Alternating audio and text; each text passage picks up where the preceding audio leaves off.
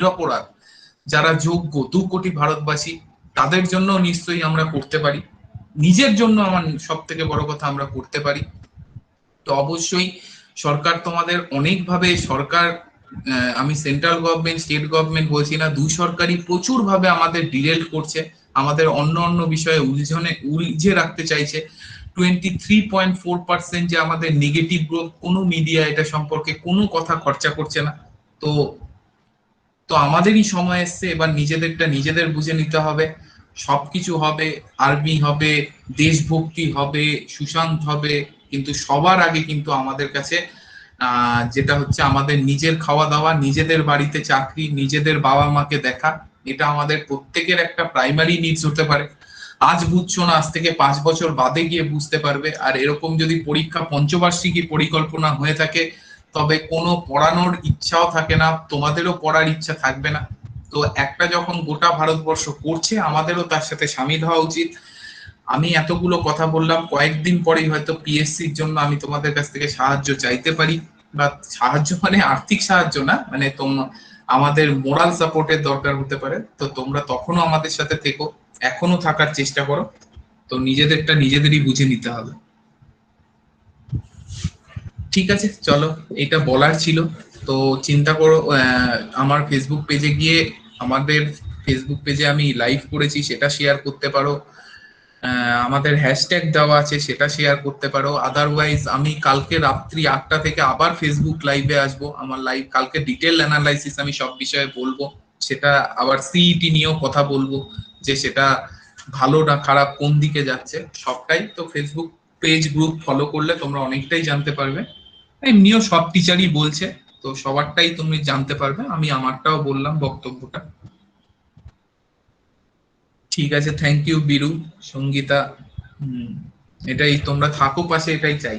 যাই হোক, তাহলে চলো আজকে আগে একটা আমি অর্ণব স্যারকেও বললাম যে একটা জিনিস জিজ্ঞেস করার ছিল আমার, যে আমি আজকে তোমাদের একটা টপিক শুরু করব। তো এই টপিকটা তোমাদের চয়েস করতে দেবো। আমি দুটো জিনিস নিয়ে ভেবেছি, তোমরা বলো যে কোনটা ইম্পর্টেন্ট, সেই টপিকটা আমি শুরু করব। এক নাম্বার হচ্ছে ইকোনমিক্স এর উত্থান বা অরিজিন অফ ইকোনমিক্স, এবং ইকোনমিক্স এর বিভিন্ন তাত্ত্বিক ব্যাখ্যা, মানে সোশ্যালিজম থেকে, কমিউনিজম থেকে, ক্যাপিটালিজম থেকে, বিভিন্ন টাইপের জব, কিভাবে আমাদের বিভিন্ন ব্যালেন্স গ্রোথ, আনব্যালেন্স গ্রোথ, এই এই টোটাল টপিকটা আমি করাতে পারি। সেটাকে বলে, চ্যাপ্টারটার নাম হচ্ছে অরিজিন অফ ইকোনমিক্স। আর আদারওয়াইজ তোমাদের যেটা করাতে পারি সেটা হচ্ছে reserve bank of India, RBI. এই দুটোর মধ্যে চয়েস তোমাদের, তোমরা কমেন্ট বক্সে লেখো, যেদিকে বেশি ভোট পড়বে আমি সেটাই শুরু করব। তো কোনটা আমি শুরু করব, কোনটা বেশি নিক তোমাদের? একটা হচ্ছে reserve bank of India banking structure, আর একটা হচ্ছে অরিজিন অফ ইকোনমিক্স। তোমরা যেটা বলবে সেটা শুরু হবে। সঞ্জয় রবি কি? আচ্ছা, সবাই বলেছে আরবিআই, অর্ণব স্যারও আমাকে বলছিল আরবিআই শুরু করতে। তাহলে আমরা আরবিআইটাই শুরু করি। স্যার আজকে লোক সংখ্যা কম, এত সবাই কি জোরে নি নাকি? শুরু করে দেবো তো?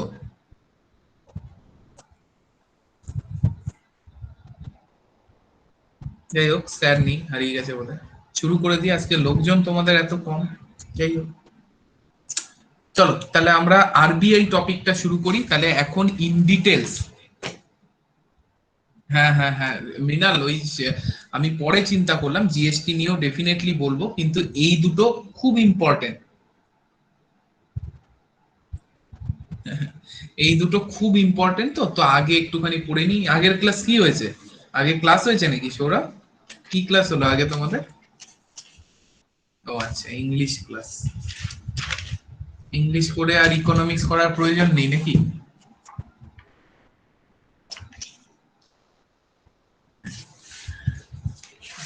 মিনাল, আরবিআই এর যে ডিসকাশন হবে, আরবিআই ডিসকাশন 3-4টে ক্লাস ব্যাপী হবে। তো নেক্সট দিন অরিজিন অফ ইকোনমিক্স তো হবে না, আরবিআই আগে 3-4টে ক্লাসে শেষ হবে, তারপর অরিজিন অফ ইকোনমিক্স হবে। ঠিক আছে, চলো আমরা শুরু করি তাহলে। আমাদের আজকে টপিক, তাহলে তোমাদের কথা মতোই আমরা আরবিআই পড়াতে শুরু করছি। আরবিআই মানে রিজার্ভ ব্যাংক অফ ইন্ডিয়া নিয়ে আমাদের আলোচনা হবে। তো ফার্স্টেই আমাদের রিজার্ভ ব্যাংক অফ ইন্ডিয়া বলে তো কিছু হয় না। আমাদের যেটা হয় সেটা হচ্ছে সেন্ট্রাল ব্যাংক। সেন্ট্রাল ব্যাংক হয়, প্রত্যেকটা দেশের একটা সেন্ট্রাল ব্যাংক থাকে। আমাদের দেশের ক্ষেত্রে সেটার নাম আরবিআই দেওয়া হয়েছে। তো এই সেন্ট্রাল ব্যাংকের ইতিহাসটা যদি আমরা ঘেঁটে দেখি, যে আমাদের দেশে প্রথম, আরবিআই বলে কিছু নেই, আমাদের দেশে সেন্ট্রাল ব্যাংকের প্রথম প্রয়োজনীয়তা, যে ব্যক্তি সঙ্গে খাতা রাখবে প্রত্যেকটা জিনিস নোট করে নেবে, আমাদের দেশে সেন্ট্রাল ব্যাংকের প্রয়োজনীয়তা আছে বা সেন্ট্রাল ব্যাংক একটা ভারতবর্ষের দরকার, এটা প্রথম যিনি বলেছিলেন তিনি হলেন ওয়ারেন হেস্টিংস। ওয়ারেন হেস্টিংস প্রথম, তোমরা জানো ওয়ারেন হেস্টিংস ভারতের গভর্নর ছিল। তো তিনি প্রথম বলেছিলেন যে ভারতবর্ষ এত বড় দেশ, 80 কোটি এর জনসংখ্যা সেই সময়, তো ভারতবর্ষের একটা সেন্ট্রাল ব্যাংকের প্রয়োজন আছে। কিন্তু তখন ব্রিটিশ পার্লামেন্ট ওয়ারেন হেস্টিংসের এই চাহিদাকে গর্হিত অপরাধ বলে মনে করেছিলেন। তারা মনে করেছিল, পার্লামেন্ট মনে করেছিল যে ভারত একটা তুচ্ছ দেশ, যাদের সেন্ট্রাল ব্যাংক কি মানুষের এই জ্ঞানই নেই, তাদের আবার সেন্ট্রাল ব্যাংকের কি দরকার, আমাদের ব্রিটিশ সেন্ট্রাল ব্যাংকই যথেষ্ট ভারতের হয়ে কাজ চালানোর জন্য। তো ব্রিটিশ পার্লামেন্ট ওয়ারেন হেস্টিংসের এই দাবিকে একেবারে নস্যাৎ করে দিয়েছিল, এবং ওয়ারেন হেস্টিংসকে এর জন্য অনেক অপমান সহ্য করতে হয়েছিল এই মন্তব্যের জন্য। তো ওয়ারেন হেস্টিংসের এই পরিণাম দেখে কেউ ভবিষ্যতে আর সেন্ট্রাল ব্যাংকের দাবি করতে চায়নি, কারণ ব্রিটিশ পার্লামেন্টকে কেউ নিজেদের চটাতে চায়নি। তো এই ওয়ারেন হেস্টিংস এর পরিণাম দেখে ভারতবর্ষের সেন্ট্রাল ব্যাংকের দাবি অনেকটাই ম্লান হয়ে যায়। কিন্তু পরবর্তীকালে 1885 সালে যখন কংগ্রেস, দীর্ঘদিন সেন্ট্রাল ব্যাংক কেউ চায় না আর, কিন্তু 1885 সালে যখন কংগ্রেস গঠন হয়, তখন কংগ্রেস ধীরে ধীরে 19 শতকে চাপ দিতে শুরু করে যে ভারতবর্ষের সেন্ট্রাল ব্যাংকের দরকার। এবং এই চাপ, কংগ্রেসের এই চাপ প্রবল থেকে প্রবলতর হয়ে ওঠে, এবং এই চাপের সামনে ব্রিটিশ সরকার কি করে, ভারতের সেন্ট্রাল ব্যাংক গঠন করা যাবে কিনা এটা বিচার করার জন্য 1913 সালে ভারতের সেন্ট্রাল ব্যাংক তৈরি করা হবে কিনা এটা বিচার করার জন্য প্রথম কোনো কমিটি তৈরি করে, সেটার নাম হচ্ছে চেম্বারলিন কমিশন। কি বললাম? চেম্বারলিন কমিশন বা কমিটি, তুমি যা বলতে পারো, কমিশনই নাম ছিল। তো ব্রিটিশ সরকার 1913 সালে এই চেম্বারলিন কমিশন হচ্ছে ভারতের সেন্ট্রাল ব্যাংকের জন্য তৈরি হওয়া প্রথম কমিটি। এই চেম্বারলিন কমিশন 1916 সালে রিপোর্ট দিয়েছিল যে ভারতবর্ষে, 1916 যদিও মনে রাখতে হবে না, গঠনের সালটাই মনে রাখতে হবে, 1916 সালে রিপোর্ট দিয়েছিল যে ভারতের মতো এত বড় একটা দেশে সেন্ট্রাল ব্যাংক দরকার, সেন্ট্রাল ব্যাংক প্রয়োজন, এবং সেন্ট্রাল ব্যাংকের পক্ষে সওয়াল করেছিল চেম্বারলিন কমিশন। তো পরবর্তীকালে সেম আগের কেসে ব্রিটিশ পার্লামেন্ট চেম্বারলিন কমিশনের এই দাবি নস্যাৎ করে দেয়। তারা মনে করে ভারত এখনো ওই পর্যায়ে পৌঁছায়নি যে ভারতের জন্য আলাদা একটা সেন্ট্রাল ব্যাংক করতে হবে, ব্রিটিশ সেন্ট্রাল ব্যাংকই এর জন্য যথেষ্ট। অর্থাৎ ঠিক হেস্টিংসের যেটা হয়েছিল, চেম্বারলিন কমিশনের ওটাই হলো, যে যদিও তারা বলল সেন্ট্রাল ব্যাংক দরকার, কিন্তু তাদের দাবি মানা হলো না। কিন্তু কংগ্রেসের চাপ একটা ছিলই, এবং ব্রিটিশ গভর্নমেন্টও বলে চাচ্ছিল এটা ইগোর ব্যাপার না। ব্রিটিশ গভর্নমেন্টও বুঝতে পারলো সত্যি ভারতের যা জনসংখ্যা এবং ভারতের যা ফিনান্সিয়াল ট্রানজাকশন, সেটাকে দেখার জন্য সত্যি একটা সেন্ট্রাল ব্যাংক প্রয়োজন। এটা ব্রিটিশ সরকার বলল আমাদের ইগো থেকে সরে আসতে হবে। তার জন্য ব্রিটিশ সরকার 1926 সালে 1926 আরো একটা কমিটি গঠন করলো, যেটার নাম হচ্ছে রয়্যাল কমিশন। সেটার নাম হচ্ছে royal commission on Indian currency, on Indian currency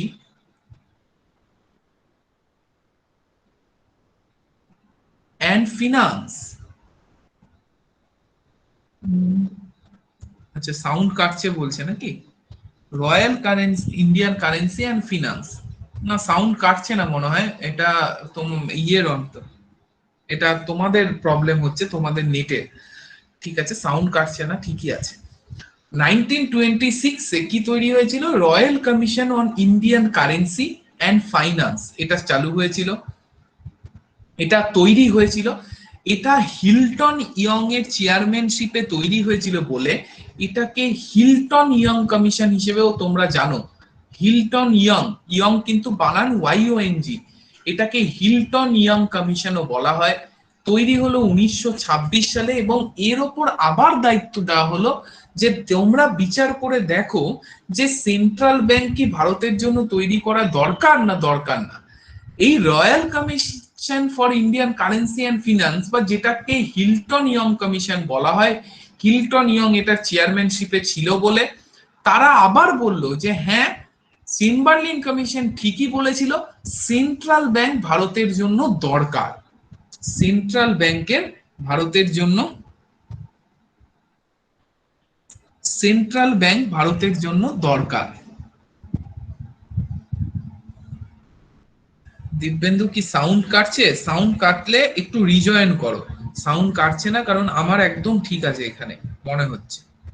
তো তোমরা একটুখানি দেখে নাও। হ্যাঁ, ওটা না, ওটা যার যেরকম লাইনে যদি প্রবলেম থাকে তাহলে ওটা হয়। আচ্ছা, তাহলে হিলটন ইয়ং কমিশন কি বললো না, চেম্বারলিন কমিশনই ঠিকই বলেছে, এবং সেন্ট্রাল ব্যাংক ভারতের জন্য দরকার। এই হিলটন ইয়ং কমিশনের সুপারিশ ক্রমে, on recommendation of Hilton young commission, ভারতবর্ষে 1934 সালে ভারতবর্ষে এইবার প্রথম ভারতবর্ষের নাম হলো রিজার্ভ ব্যাংক, ভারতবর্ষের ব্যাংকের নাম হলো রিজার্ভ ব্যাংক। 1934 সালে Indian reserve bank act pass করা হয়। কি পাস করা হয়? ইন্ডিয়ান রিজার্ভ ব্যাংক অ্যাক্ট, এবং সেটা কার সুপারিশে? হিলটন ইয়ং কমিশনের সুপারিশ মেনে নিয়ে। দেখো, হিলটন ইয়ং কমিশন কিন্তু 1926 সালে সুপারিশটা করেছিল, এবং তার ইমপ্লিমেন্টেশন হয়েছে 1934 সালে। মানে ভাবতে পারছো, মানে ব্রিটিশ গভর্নমেন্ট তখনও ভাবছিল যে কিভাবে এটাকে ম্যানেজ করা যায়, কিন্তু লাস্ট অব্দি ওরা কিছু উপায় নেই দেখে 1926-এর হিলটন ইয়ং কমিশনের সুপারিশ মেনে নিয়ে ইন্ডিয়ান রিজার্ভ ব্যাংক অ্যাক্ট করলো 1934 সালে। এবং এই অ্যাক্ট অনুযায়ী ভারতবর্ষে 1935 সালে রিজার্ভ ব্যাংক তৈরি হলো। 1935 সালে ভারতবর্ষে রিজার্ভ ব্যাংক তৈরি হলো, এবং এই রিজার্ভ ব্যাংক যে 1935 সালে তৈরি হলো, এটা দুটো লক্ষ্য নিয়ে তৈরি হলো, দুটো কাজ রিজার্ভ ব্যাংকের ওপর ন্যস্ত হলো। সেই দুটো কাজ কি নিয়ে তৈরি হয়েছিল 1935 সালে? এখন কিন্তু রিজার্ভ ব্যাংক মোট 5খানা কাজ করে, তো সেটা আমরা ইন ডিটেলস পরে আলোচনা করব। কিন্তু 1935 সালে রিজার্ভ ব্যাংক মূল দুটো লক্ষ্য নিয়ে তৈরি হলো। একটা কি? একটা হচ্ছে regulation and control, regulation and control over banks of India, ইন্ডিয়ার যত ব্যাংকস আছে তার উপর রেগুলেশন এবং কন্ট্রোল। আর 2 নম্বর যে কারণটায় তৈরি হলো সেটা হচ্ছে being banker of government, banker of government অর্থাৎ গভর্নমেন্টের ব্যাংক হিসেবে কাজ করার জন্য। তাহলে ফার্স্ট যখন রিজার্ভ ব্যাংক অফ ইন্ডিয়া 1935-এর 1 জানুয়ারি তৈরি হলো, এটা দুটো জিনিস সামনে লক্ষ্য রেখে তৈরি হয়েছিল। সেটা হচ্ছে রেগুলেশন এবং control over the banks of India, ইন্ডিয়ার যত ব্যাংক আছে তার উপর কন্ট্রোল রাখবে। এবং সেকেন্ড কি? Being the banker of government, এই দুটো রিজার্ভ ব্যাংকের মুখ্য কারণ হিসেবে দেখা হয়েছিল। এবং 1935-এ রিজার্ভ ব্যাংক তৈরি হলো, রিজার্ভ ব্যাংকের হেড অফিস হয়েছিল কলকাতা, হেড অফিস হলো কোথায়? কলকাতা। এবং রিজিওনাল অফিস হিসেবে 3টে তৈরি হলো, সেটা একটা হলো দিল্লি, আমি বর্তমানের নাম বলছি, একটা হলো মুম্বাই, যদিও তখন সেটা ছিল বোম্বে, কিন্তু আমি এখনকার নাম বলছি, আর একটা হলো চেন্নাই, যদিও সেই সময়ের নাম ছিল মাদ্রাস। অর্থাৎ হেড অফিস তৈরি হলো কলকাতা, এবং দিল্লি, মুম্বাই এবং চেন্নাইয়ে রিজিওনাল অফিস তৈরি হলো। এবার দেখো, কলকাতার হেড অফিস ব্রিটিশ গভর্নমেন্ট খুব তাড়াতাড়ি বুঝতে পারলো যে কলকাতা হচ্ছে ভারতবর্ষের একটা সাইডে অবস্থিত, সেই সাইড থেকে গোটা ভারতবর্ষকে পরিচালনা করা খুবই কঠিন হয়ে দাঁড়াচ্ছে। তো ভারতবর্ষের মিডিলের কোনো পজিশন দেখতে হবে যেখান থেকে গোটা ভারতবর্ষকে সুন্দরভাবে ফিনান্সিয়ালি পরিচালনা করা যায়। তাই এইটা বলে, যদিও এটার কারণ অদ্ভুত মানে এই ব্যাখ্যাটা, তবুও ব্রিটিশ গভর্নমেন্ট এই ব্যাখ্যাটা দিয়ে কলকাতা থেকে হেড অফিস 1937 সালে, 1935-এ কলকাতায় হয়েছিল এবং 1937 সালেই হেড অফিস সরিয়ে বর্তমানের যে মুম্বাইয়ে নিয়ে চলে এলো। অর্থাৎ তখনকার বোম্বেতে হেড অফিস শিফট করে দিল। ফলে কলকাতায় হেড অফিস কিন্তু মাত্র 2 বছরের জন্য ছিল, অনলি ফর 2 ইয়ার্স। তো 1937 সালে মুম্বাই হেড অফিস শিফট করে গেল, কারণ ওরা কারণ হিসেবে দেখালো কি মুম্বাই মাঝখানে এবং সেখান থেকে গোটা দেশের উপর কন্ট্রোল রাখা অপেক্ষাকৃত সোজা হচ্ছে। তাই এখনো বর্তমানেও সেই 1937 থেকে আমাদের হেড অফিস আছে মুম্বাই। এবং 1937-এ যখন কলকাতা থেকে মুম্বাই হেড অফিস শিফট করে গেল, তখন কলকাতাটা হয়ে গেল রিজিওনাল অফিস। এবং মুম্বাই যে রিজিওনাল অফিসটা আগে থেকেই ছিল সেটাও সেটাকেও বরখাস্ত করা হলো না, সেটাকেও রাখা হলো এবং মুম্বাই হেড অফিস আলাদাভাবে গঠন করা হলো। অর্থাৎ মুম্বাই এমন একটা জায়গা যেখানে হেড অফিসও আছে আবার রিজিওনাল অফিসও আছে। তাই বর্তমানে 1937 থেকে বর্তমানে হেড অফিস হচ্ছে মুম্বাই, আর রিজিওনাল অফিস আছে 4খানা, সেটা হচ্ছে দিল্লি, কলকাতা, মুম্বাই, চেন্নাই। মুম্বাই এমন একটা জায়গা যেখানে হেড অফিসও রাখা হয়েছে, রিজিওনাল অফিসও রাখা হয়েছে। এইবার আমাদের যে আরবিআই তৈরি হলো, এই আরবিআই মোট প্রথম যখন তৈরি হয়েছিল মোট 10 কোটি টাকা, এবার দেখি তৈরি কিভাবে হলো, 10 কোটি টাকার ফান্ড নিয়ে তৈরি হয়েছিল। যে ফান্ডটা 5 কোটি অর্থাৎ 50% দিয়েছিল আমাদের গভর্নমেন্ট। গভর্নমেন্ট তখন আমাদের নয়, গভর্নমেন্ট তখন ব্রিটিশদের, অর্থাৎ ব্রিটিশ গভর্নমেন্ট স্পন্সর করেছিল 5 crore। যদিও এটা নিয়ে বিভিন্ন বইতে মতপার্থক্য আছে, আমরা মনে রাখবো ব্রিটিশ গভর্নমেন্ট কিছুটা অংশ স্পন্সর করেছিল, এক্সাক্ট 5 বইতে এটা নিয়ে মতপার্থক্য আছে। তো মনে রাখবো কিছু পোর্শন দিয়েছিল ব্রিটিশ গভর্নমেন্ট, বাকি পোর্শন কি হয়েছিল 100 রুপি, 100 রুপি শেয়ারে, এক একটা শেয়ারের দাম 100 টাকা, এরকম 5 লাখ শেয়ার শেয়ার মার্কেটে বিক্রি করা হয়েছিল। কি বললাম, 5,100,000 দামে শেয়ার বিক্রি করে শেয়ার মার্কেটে টাকা ফান্ড রেজ করা হয়েছিল। মানে 5,100,000 শেয়ার মানে কি 500 লাখ, 500 লাখ মানে 5 কোটি। এই 5 কোটি টাকা শেয়ার দিয়ে কি করা হয়েছিল, আরবিআই গঠন করা হয়েছিল।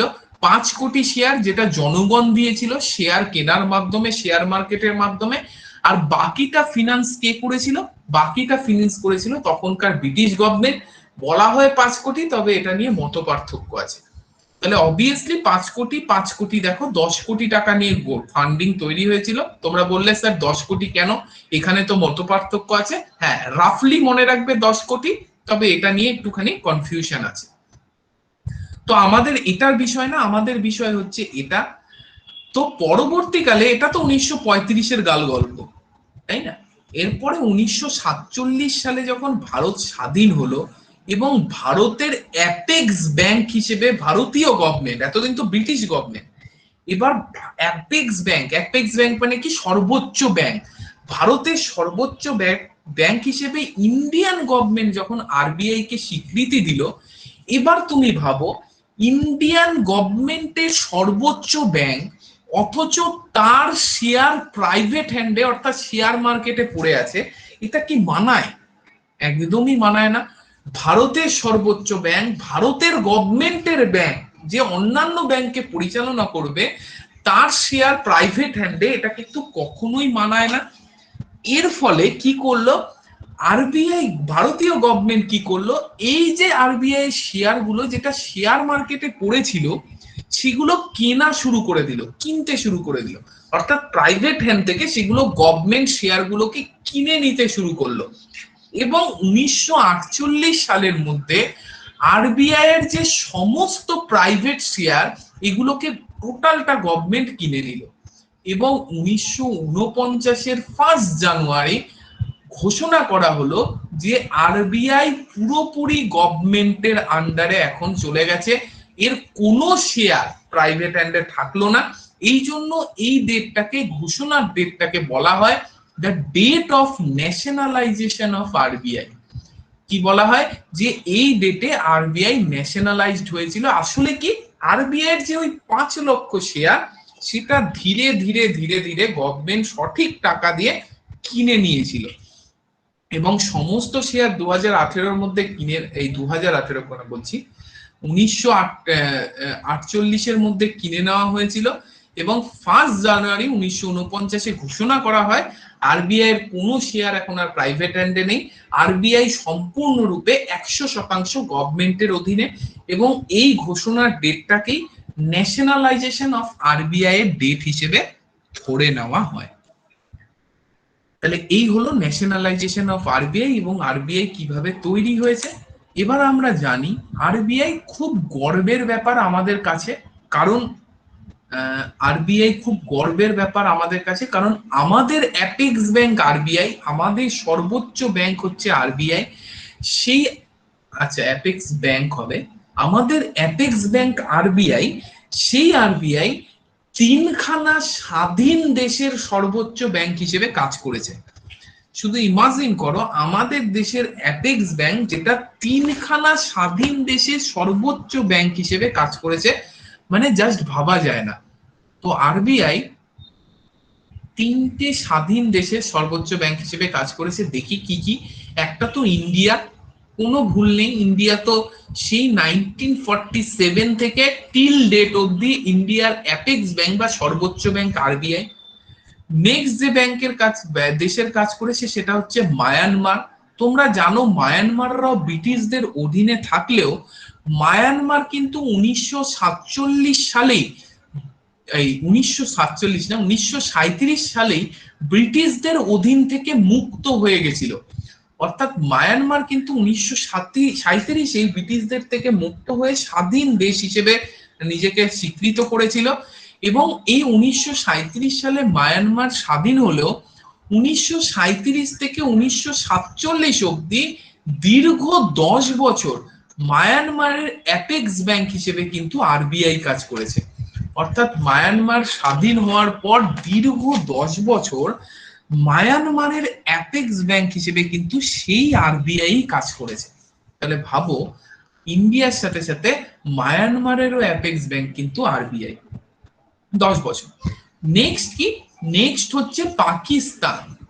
পাকিস্তান 1947-এ তোমরা জানো 14 আগস্ট স্বাধীন হয়ে যায়। 14 আগস্ট 1947-এর পাকিস্তান স্বাধীন হয়ে যায়। কিন্তু পাকিস্তান স্বাধীন হওয়ার পরেও 1947 থেকে 1948-এর জুন মাস অবধি পাকিস্তানের অ্যাপেক্স ব্যাংক, আমাদের শত্রু বলা হয় যাকে, এই পাকিস্তানের অ্যাপেক্স ব্যাংক হিসেবেও কিন্তু আরবিআই কাজ করেছে। 1948 সালে পাকিস্তান স্টেট ব্যাংক তৈরি হওয়ার পর পাকিস্তান স্টেট ব্যাংক আরবিআই এর কাছ থেকে এই দায়িত্বটা নিয়ে নিয়েছিল 1948-এর জুনে। তো পাকিস্তান স্টেট ব্যাংক তৈরি হওয়া অবধি পাকিস্তানেরও সর্বোচ্চ ব্যাংকের দায়িত্ব পালন করেছে কিন্তু আমাদের এই আরবিআই। এছাড়াও আরবিআই কিছু কিছু বইতে লেখা আছে, দেখবে কুয়েতের সর্বোচ্চ ব্যাংক হিসেবে কাজ করেছে কিন্তু আরবিআই। কিন্তু এটা নয়, কুয়েতের ফিনান্সিয়াল লিজ নিয়েছিল আরবিআই। তো মানে কুয়েতের কয়েকদিনের জন্য দায়িত্ব ভাড়ার হিসেবে দায়িত্ব নিয়েছিল আরবিআই। এটা কখনোই কুয়েতের অ্যাপেক্স ব্যাংক হিসেবে ছিল না, ভাড়াটা কখনোই সর্বোচ্চ ব্যাংক বলা যায় না। তাই কোনো কোনো বইতে কুয়েত থাকলেও আমরা মনে রাখবো কুয়েত আনসারে হবে না। আরবিআই সর্বোচ্চ ব্যাংক হিসেবে কাজ করেছে এই 3টে কান্ট্রিরই। ভেরি ইম্পর্টেন্ট, একটুখানি মনে রাখবে, খুবই ইম্পর্টেন্ট ব্যাপার এটা। তো এই আরবিআই ভারতবর্ষের বুকে, তোমরা জানো ভারতবর্ষের আরবিআই দায়িত্ব প্রথম থেকেই যেটা আছে সেটা হচ্ছে, আচ্ছা পরের স্লাইডেই দেখছি,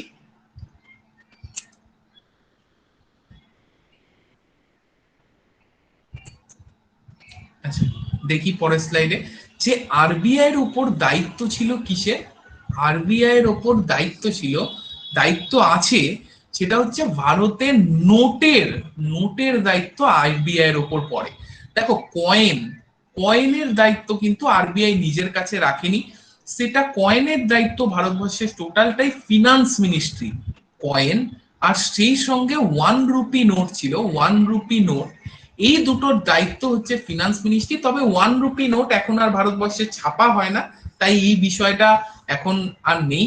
এখন শুধু কয়েনের দায়িত্ব হচ্ছে ফিনান্স মিনিস্ট্রির ওপর। তবে প্রশ্ন অনেক সময় আসতে পারে, কয়েন আর 1 রুপি নোটের দায়িত্ব ফিনান্স মিনিস্ট্রির ওপর, তবে 1 রুপি নোট কিন্তু ইন্ডিয়ায় ব্যান্ড হয়ে গেছে, ছাপা আর হয় না।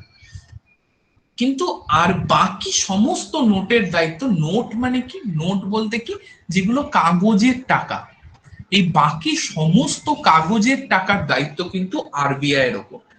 এই ভারতবর্ষ এই কাগজের টাকা ছাপানোর অধিকার তোমরা জানো 1861 সালে পেয়েছিল, এবং ভারতের প্রথম কাগজের টাকা ইন সার্কুলেশনে এসেছিল 1864 সালে। সেটা এসেছিল হচ্ছে 10 টাকার নোট।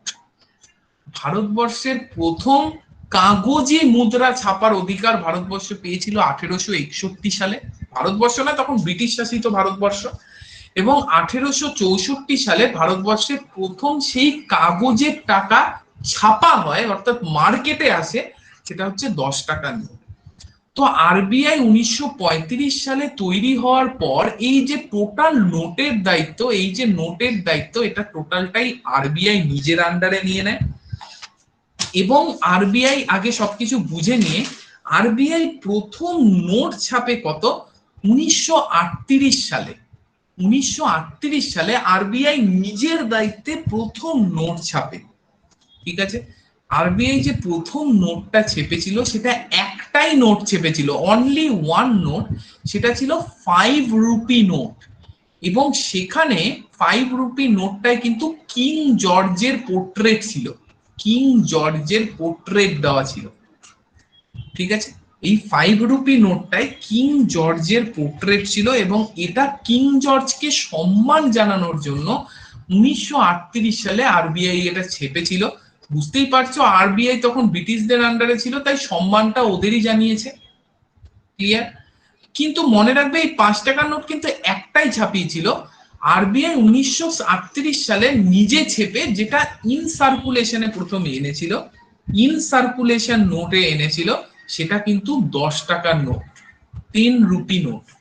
5 টাকার নোটটা কিন্তু আরবিআই ইন সার্কুলেশন, অর্থাৎ আমাদের জনসাধারণের জন্য ছাপায়নি, ওটা একটাই ছাপিয়েছিল, এবং আরবিআই অফিসে ওটা আজও রাখা আছে, হেড অফিসে। সেটা হচ্ছে কিং জর্জকে সম্মান জানানোর জন্য। ইন সার্কুলেশনে, অর্থাৎ মার্কেটের জন্য, জনসাধারণের জন্য আরবিআই প্রথম যে নোটটা ছাপিয়েছিল সেটা 10 টাকা, এবং 1938 সালেই সেটা মার্কেটে এসেছিল।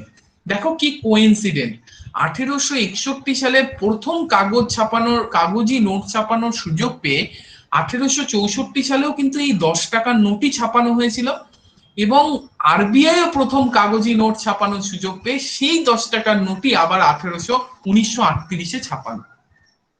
তাহলে কোইন্সিডেন্ট আমাদের মনে রাখতেও সুবিধা হবে, তো এটা একটুখানি আমাদের মনে রাখতে হবে। এবার আমরা দেখি আরবিআই কাজ করে কিভাবে। আরবিআই কাজ করার জন্য আরবিআই কি আছে, কাজে কিন্তু এখনো আমরা ঢুকিনি। আগে আমরা দেখব আরবিআই কাজটা চালায় কে।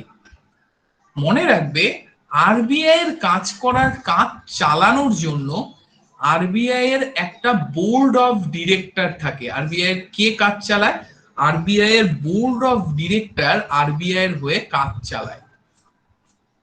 ঠিক আছে, তো মনে রাখতে হবে সেই সঙ্গে আরবিআই কিন্তু একটা অ্যাপলিটিক্যাল বডি, অর্থাৎ পলিটিক্স এর সাথে বা গভর্নমেন্টের সাথে আরবিআই এর কোনো সম্পর্ক নেই।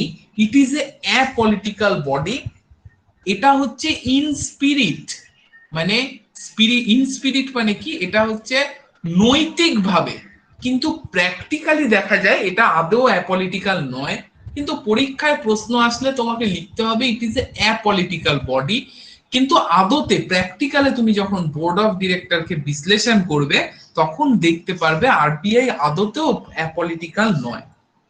তো কি, বোর্ড অফ ডিরেক্টরস এ গঠিত, এটা 21 জন মেম্বার নিয়ে গঠিত, 21 জন মেম্বার নিয়ে গঠিত। তো 21 জন মেম্বারের কারা কারা এর মেম্বার হয়, তো দেখিনি আরবিআই এর ডায়াগ্রামটা বোর্ড অফ ডিরেক্টরে, ভেরি ভেরি ইম্পর্টেন্ট, সুন্দর করে মাইনিউটলি বুঝবে।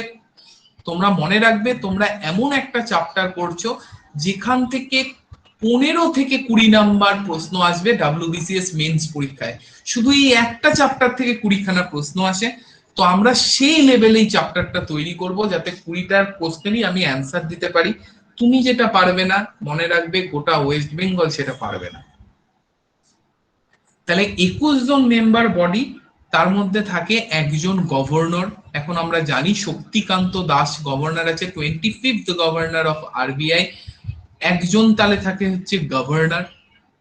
নেক্সট থাকে তাকে এই গভর্নরকে হেল্প করার জন্য 4জন ডেপুটি গভর্নর, 4জন ডেপুটি গভর্নর। এখন 3জন আছে, একজন রিজাইন করে ফেলেছে, তোমরা জানো বিশ্বনাথন আর ভাইরাল আচারিয়া, এরা রিজাইন করেছে। আমি, তোমরা যদি আমার ফেসবুক পেজ ফলো করে থাকো সেখানে দেখতে পাবে আমি প্রতি মাসের ইকোনমিক কারেন্ট অ্যাফেয়ার্স দিয়ে দিই, এ মাসেও জুনেরটাও দিয়ে দিয়েছি এ মাসে। তো ওখানে আমি সবকটা এই কারেন্ট টপিক গুলো আমি বলে দিই। তো এখানে ওগুলো লেখার দরকার নেই, কারণ এখন তুমি নোটে এখানে শক্তিকান্ত দাস লিখবে, কিছুদিন পর আর ওটা থাকবে না। তো এখন জেনারেলাইজ নোট করো, তোমরা যদি কারেন্ট জিনিস জানতে হয় অবশ্যই ফেসবুক পেজ ফলো করলে তোমরা ওটা জেনে যাবে। তাহলে 1 গভর্নর আর 4 ডেপুটি গভর্নর। এরপরে কারা থাকবে, তাহলে 5 জনের হিসেব আমি পেয়ে গেছি। এরপরে থাকে 2জন, 2 ফিনান্স মিনিস্ট্রি রিপ্রেজেন্টেটিভ, 2জন থাকে ফিনান্স মিনিস্ট্রি রিপ্রেজেন্টেটিভ,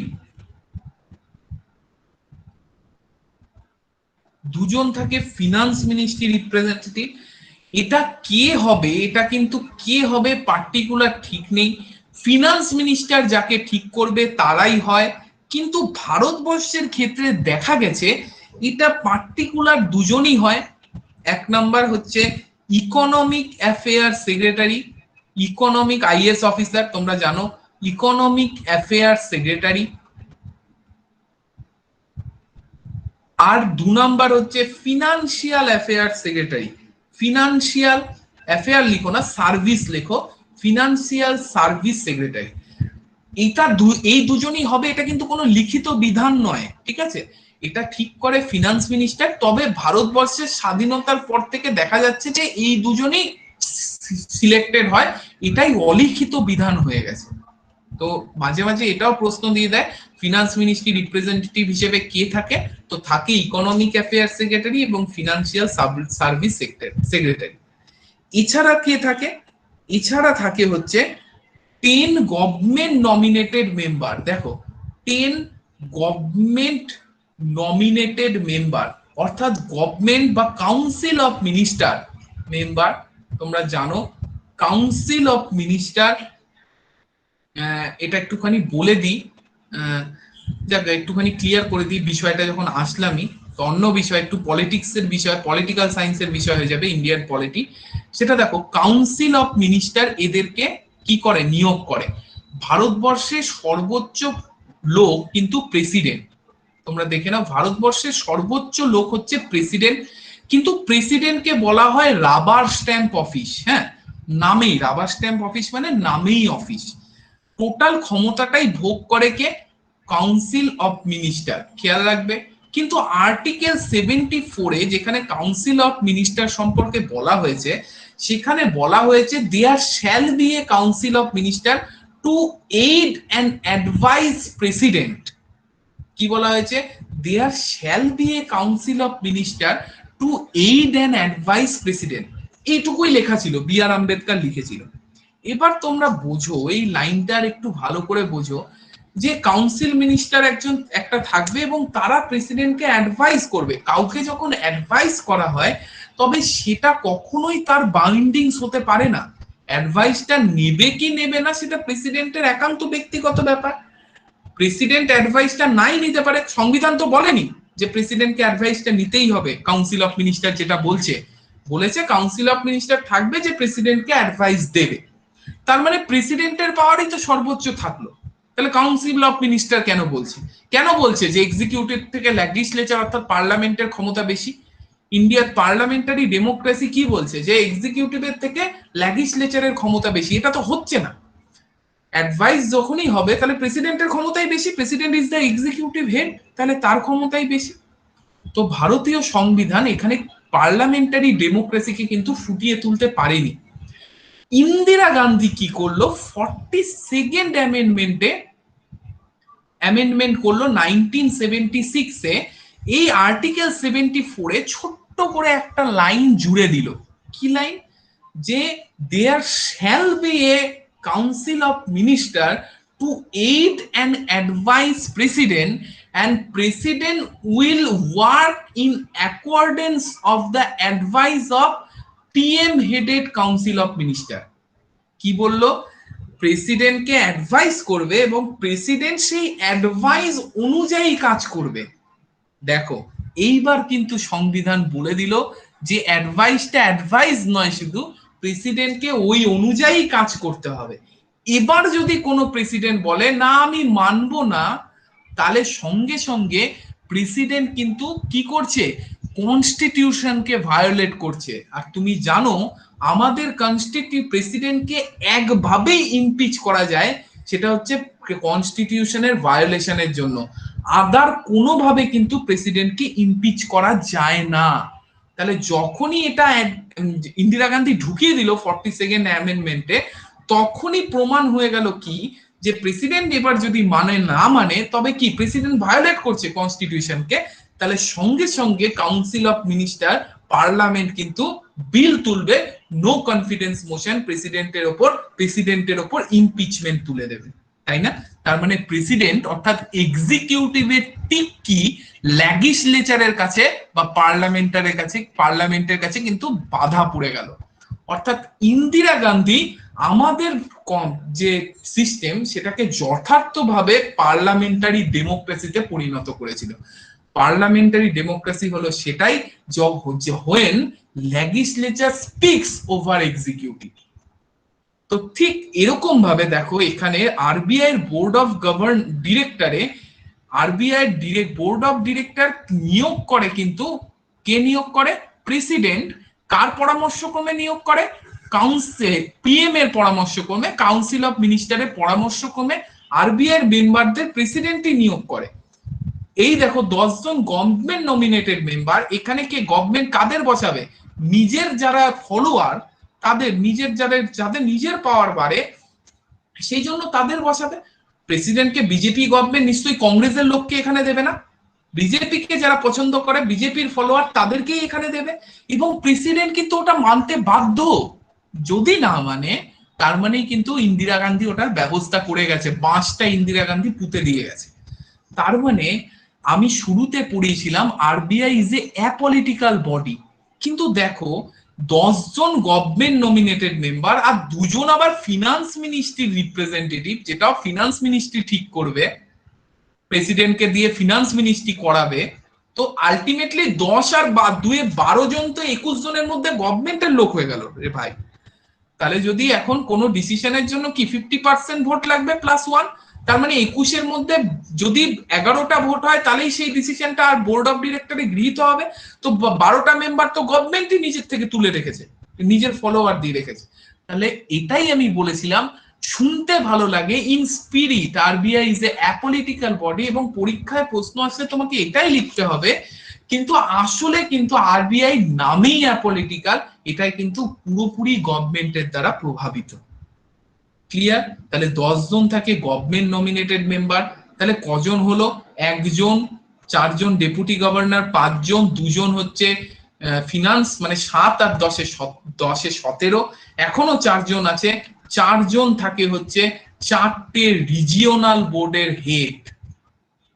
মনে আছে আমি 4টে রিজিওনাল বোর্ড বলেছিলাম, কোথায়? দিল্লি, মুম্বাই, কলকাতা আর চেন্নাই। এই 4টে রিজিওনাল বোর্ডের হেড থাকে হচ্ছে বোর্ড অফ ডিরেক্টরে ইয়েতে। আর এই রিজিওনাল বোর্ড গুলোতে এই যে রিজিওনাল বোর্ডের যে বোর্ড হয়, রিজিওনাল যে অফিসগুলো, তাদেরও তো একটা বোর্ড আছে। তাদের বোর্ডের কিন্তু 5 জন মেম্বার থাকে। 5 জন মেম্বার নিয়ে প্রতিটা রিজিওনাল বোর্ড তৈরি, এবং এই 5 জনের মেম্বারের মধ্যে একজন হেড থাকে। হেডটা কিন্তু সেন্ট্রাল বোর্ডেও থাকে। খেয়াল রাখবে, রিজিওনাল বোর্ড, তোমরা বলতে পারো স্যার রিজিওনাল বোর্ডে মাত্র 5 জন, কারণ রিজিওনাল অফিস একটা just fake fake office. Regional অফিসের কোনো ভূমিকা নেই।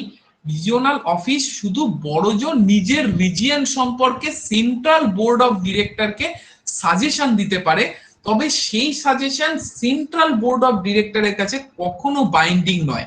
অর্থাৎ আরবিআই এবং ফিনান্স সংক্রান্ত সমস্ত ডিসিশনই সেন্ট্রাল বোর্ড অফ ডিরেক্টর নেয়।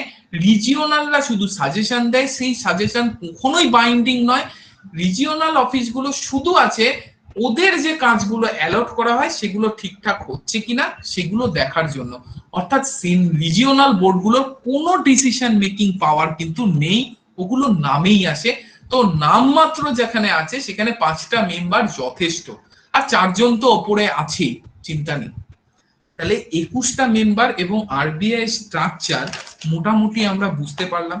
সেই সঙ্গে একটা বড় জিনিস ইন্ডিয়ান পলিটির, যেটা ইন্ডিয়ান পলিটির বেস, পার্লামেন্টারি ডেমোক্রেসি, সেটা সম্পর্কে এই সব তো 2 ঘন্টার ক্লাস পলিটিতে, তাও একটা এটার সাথে যেহেতু টাস্ক, তাই বোঝানোর জন্য আমার বোঝাতে হতো, তাই হালকা করে আমি বলে দিলাম।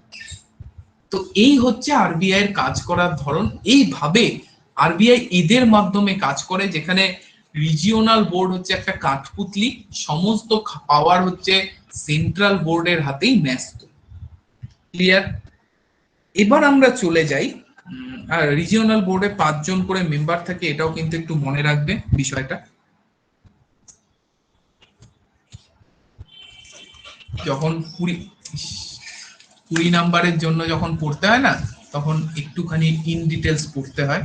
1 মিনিট দাঁড়াও, আমি পেজটা শেষ হয়ে গেছে, একটুখানি ঠিক করে নি।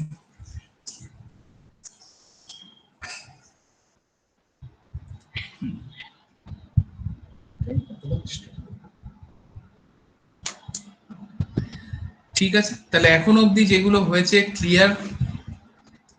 তোমরা কি স্তব্ধ হয়ে গেলে নাকি? কেউ কমেন্ট করছো না? কি কথা, আছো তো সবাই, না ঘুমিয়ে পড়লে? আচ্ছা আচ্ছা, চলো এবার আমি কিছু কিছু জেনারেল জিনিস করি যেগুলো একটুখানি মনে রাখতে হবে। সেটা হচ্ছে, ঠিক আছে, আরবিআই ফার্স্ট গভর্নর কে? এগুলো তোমাদের জেনারেল প্রশ্ন, সবাই জানো। স্যার মন্ত্রমুগ্ধ হয়ে গেছে, আপনার ছাত্ররা মন্ত্রমুগ্ধ হচ্ছে না। 28 জন মাত্র আছে স্যার, তাও 28 জনের মধ্যে 5টা তো আমাদেরই প্রোফাইল। আপনি মন্ত্রমুগ্ধ হয়ে কি হবে? যারা পরীক্ষা দেবে তাদের ভালো লাগতে হবে। আচ্ছা, ফার্স্ট গভর্নর হচ্ছে আরবিআই এর কে? Osborne Smith. সবাই জানো তোমরা। আমাকে একটুখানি কমেন্ট বক্সে উত্তরগুলো দাও। হ্যাঁ, আমি একটু উত্তরগুলো দেখি তোমরা জানো কিনা। ফার্স্ট গভর্নর অসবর্ন স্মিথ, অনেকেই উত্তর দিয়ে দিয়েছো। আচ্ছা, ফার্স্ট ইন্ডিয়ান গভর্নর কে? একটুখানি উত্তর দাও দেখি, জানো নাকি? ফার্স্ট ইন্ডিয়ান গভর্নর কে? হ্যাঁ, বীরু সঞ্জয় একদম ঠিক। ফার্স্ট ইন্ডিয়ান গভর্নর হচ্ছে একদম দিব্যেন্দু, রিঙ্কু ঠিক, দেবিলাল, সাহানারা সবার ঠিক আছে, জয়িতা। ফার্স্ট ইন্ডিয়ান গভর্নর হচ্ছে সি.ডি. দেশমুখ। এবার একটুখানি বলে দাও, ফার্স্ট উমেন গভর্নর কে? প্রথম উমেন গভর্নর একটু উমেন গভর্নর না, উমেন যিনি বোর্ড অফ ডিরেক্টরে ছিল, হ্যাঁ, উমেন গভর্নর কে? ফার্স্ট উমেন গভর্নর হচ্ছে কে জে উদেশী। ইফ উদেশী নয়, কে জে উদেশী। কে জে উদেশী, যারা জানো না আমি বারবার বলছি, নোট লিখে নাও, আর বানানটা একটুখানি কমেন্টে দিয়ে নাও। তোমাদের অনেক বন্ধুরাই কমেন্ট করছে, তাদের দেখে বানানটা লিখে নাও। না জানাটা কোনো লজ্জার বিষয় নয়, জানার জন্যই তুমি ক্লাস করছো। আমাদের আমাদের একটুখানি জ্ঞানও দিয়ে দিই, অনেকক্ষণ ধরে পড়াচ্ছি। এই আমাদের এটা আমি সবসময় বলি, আমাদের ফেসবুক পেজের যে লাইভ গুলোতে, সেখানেও বলেছি যে আমাদের বাঙালিরা একটুখানি চাকরির পরীক্ষায় পিছিয়ে আছে। কেন জানো তো? বাঙালিদের লজ্জা, বাঙালিদের ইগোর জন্য পিছিয়ে আছে। বাঙালিরা আমরা আমাদের মানে কিছু একটা যদি না বুঝি সেটা জিজ্ঞেস করতে আমাদের লজ্জা লাগে, কারণ ভাবে কি যে অন্যরা কি ভাবছে। অথচ বিহার ইউপিরা আমাদের থেকে ব্রেনে অর্ধেক হয়েও আমাদের 10 গুণ বেশি গভর্নমেন্ট জব ক্র্যাক করে। কারণ ওদের কাছে টিচার মানে হচ্ছে গুরুজি, আর ওরা হচ্ছে তাদের শিষ্য, এবং এটাই ওদের সম্পর্ক। এবং ওরা শুধু শেখার জন্যই, ওরা ওদের নিজেদের কাজ নিজেরা যতক্ষণ না ক্লিয়ার হচ্ছে ওদের শেষ। আমি তো নিজে ওদের সাথে পড়েছি, আমি জানি। তো ওদের হচ্ছে ততক্ষণ জিজ্ঞেস করে যাবে, তো তাতে কি ক্লিয়ার, লজ্জার কিছু নেই। আর একজন টিচার এবং ছাত্রের মধ্যে ওই গুরুজির সম্পর্কটা থাকা ভীষণ জরুরি। আমি এটা সবসময় বলি, টিচার যখন তোমার মোরাল সাপোর্টের দরকার হবে তখন তোমার বন্ধু হবে, যাতে তুমি কোনোভাবে মোরাল সাপোর্টের অসুবিধা না হয়, তুমি কোনোদিন ডিপ্রেশনে না যাও। কিন্তু যখন তুমি ক্লাসে ঢুকবে, টিচার তোর সাথে তোমার একটাই সম্পর্ক, সেটা হচ্ছে টিচার তোমার গুরু। তখন কিন্তু ক্লাসে তুমি টিচার ফ্রেন্ড না। যখনই ক্লাসে যে টিচার ফ্রেন্ড হয়ে যাবে তখনই বুঝবে তার কাছে পড়া তোমার সমস্যা আছে। টিচার ক্লাসের বাইরে ফ্রেন্ড, ফিলোসফার অ্যান্ড গাইড। তোমার জীবন, তোমার মোরাল সাপোর্টের সমস্ত দায়িত্ব টিচারের, সেটা ক্লাসের বাইরে। ক্লাসে যখনই টিচার পড়াতে শুরু করবে তখনই মনে রাখবে টিচার তোমার একটাই, সেটা হচ্ছে তোমার গুরু। যে তোমার থেকে বয়সে ছোট হোক, কি সম্পর্ক সেটা কিচ্ছুতে কিছু যায় আসে না। তখন মনে রাখবে যে আমাকে শিখতে হবে, স্যার যা বলছে লাস্ট অব্দি শিখবো। আর এইটা করি না বলেই আমাদের অনেক রকম থাকে, বন্ধুর মতো হয়ে যায়, বা এই করি ওই, মানে লজ্জা করি অনেকে জিজ্ঞেস করতে, অনেকে ভাবি বাকিরা কি ভাববে। এইগুলোর জন্যই আমরা অনেকটা মার খেয়ে আছি ওদের থেকে। কিন্তু এখন সময় এসছে, আমি বারবার এগুলো আমার বলি, যে এখন টাইম এসছে সবাইকে দেখানো, গোটা ভারতবর্ষের মধ্যে সব থেকে ভালো ব্রেন যদি কারো, সব থেকে শার্প কোনো যদি জাতি হয়ে থাকে সেটা বাঙালি। কিন্তু আমাদের আনইউটিলাইজ থাকে। এখন আমাদের সময় এসছে, এখন সময় এসছে ইউপিএসসি আর এসএসসি সিজিএল এ, ওই যে 2জন ইউপিএসসি পেয়েছে, ওই যে 10জন বা 12জন সিজিএল পেয়েছে, বাঙালির যেন এই অবস্থা না থাকে। সিজিএল এর যেন 110 সিট বাংলা থেকেই যায়। তো এখন এই সময়টা আমাদের বোঝার এসছে। ঠিক আছে, চলো দেখি, জ্ঞান দিয়ে দিয়েছি, এবার আবার পড়ায়। আবার একটা উত্তর দাও দেখি। লংগেস্ট টাইম সার্ভড গভর্নর কে? কোন গভর্নর যে লংগেস্ট টাইম, সব থেকে বেশি সময় ধরে সার্ভ করেছে? লংগেস্ট টাইম সার্ভ করেছে এরকম গভর্নরের নাম কি? দেখি কমেন্টে কে দিতে পারে অ্যান্সার। লংগেস্ট টাইম কেউ পারলো না, তো আমি এটা বলে দিই, সবাই লিখে নাও। এটা এগুলো আসে পরীক্ষায়, এই একটু অন্যরকম। তো এটা হচ্ছে বেঙ্গল রমা রাও। বেঙ্গল, নামটা এরকম কেন সেটা জিজ্ঞেস করো না, আমি জানি না। বেঙ্গল রামা রাও হচ্ছে আরবিআই লংগেস্ট টাইম সার্ভ করেছে আরবিআই এর গভর্নর হিসেবে। হ্যাঁ হ্যাঁ, অনেকে জানো, হয়তো ভুলে গেছিলে, চিন্তা নেই, অপশন দেখলে মনে পড়ে যেত। বেঙ্গল রামা রাও হচ্ছে লংগেস্ট টাইম সার্ভড গভর্নর।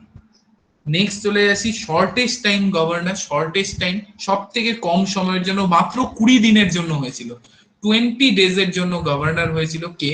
মাত্র 20 দিনের জন্য। এটা হচ্ছে, এটাও জেনে রাখবে, এটাও একজন বাঙালি, অমিতাভ ঘোষ।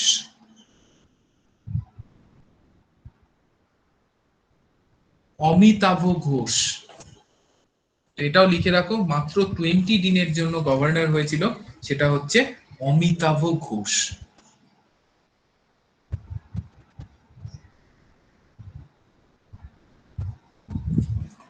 এবার আমরা দেখে নিই যে আরবিআই, আরবিআই নিজে কাজ করে, আরবিআই নিজে কাজ করে, এবং একদম আরবিআই নিজস্ব দুটো রাইটার।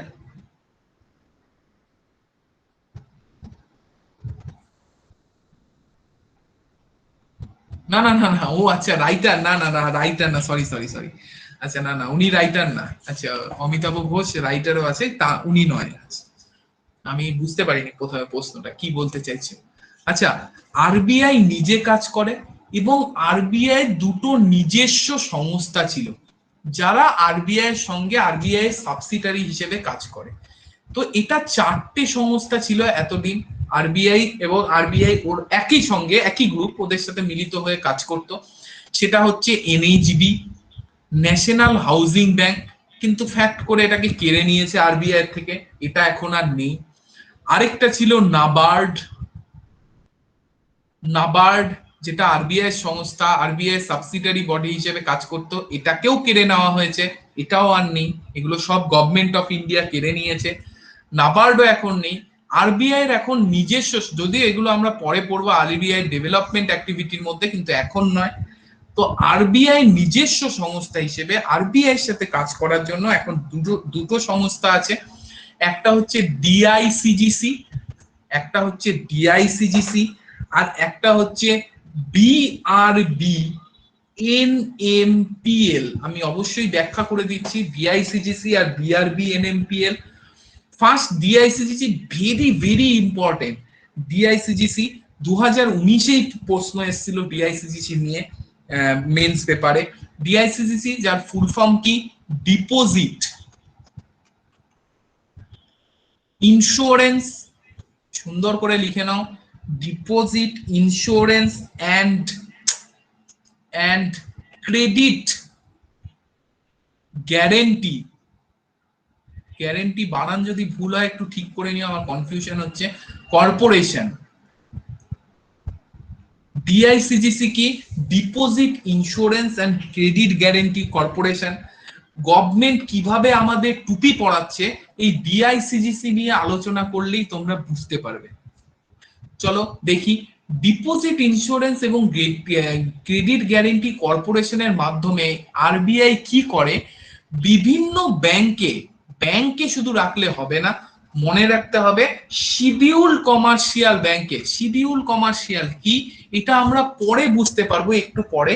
আপাতত আমরা এটা মুখস্থের মতোই রাখবো যে কোন শিডিউল কমার্শিয়াল ব্যাংকে তুমি যদি টাকা রাখো তোমার ডিপোজিটের এগেইনস্টে, আরবিআই প্রত্যেকটা ডিপোজিটারকে, অর্থাৎ তুমি টাকা রাখছো একটা শিডিউল কমার্শিয়াল ব্যাংকে, তুমি এসবিআই টাকা রাখলে, পাঞ্জাব ন্যাশনাল ব্যাংকে টাকা রাখলে, এক্সিস ব্যাংকে টাকা রাখলে, তো তুমি যে আরবিআই ব্যাংকে টাকা রাখছো, তোমার যে ডিপোজিট, তার এগেইনস্টে আরবিআই তোমাকে ইন্স্যুরেন্স দেয় যে তোমার এই ব্যাংকটা যদি কোনো কারণে বন্ধ হয়ে যায়, তাহলে আরবিআই ডিআইসিজিসির মাধ্যমে তোমাকে ইন্স্যুরেন্স দেয়, তখন ডিআইসিজিসি তোমাকে টাকা ফেরত দেবে সেই ব্যাংকের বিহাফে।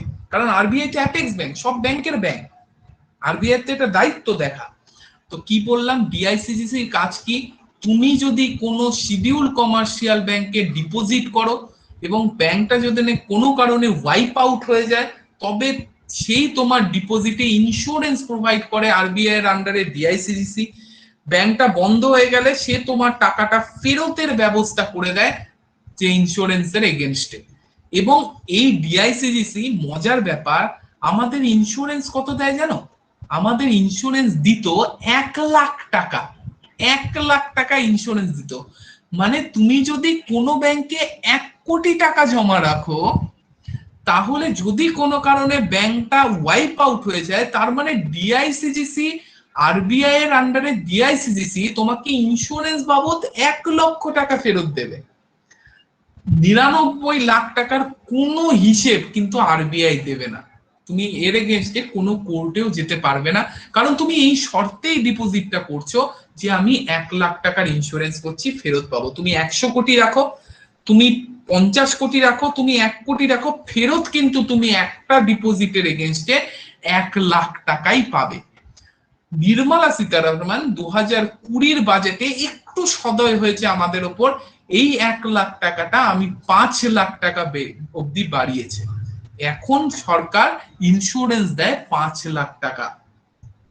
তো এটা এখন নির্মলা সীতারামন 2020 যে বাজেট, সেখানে এটা 5,00,000 টাকা অব্দি এনহান্স করেছে।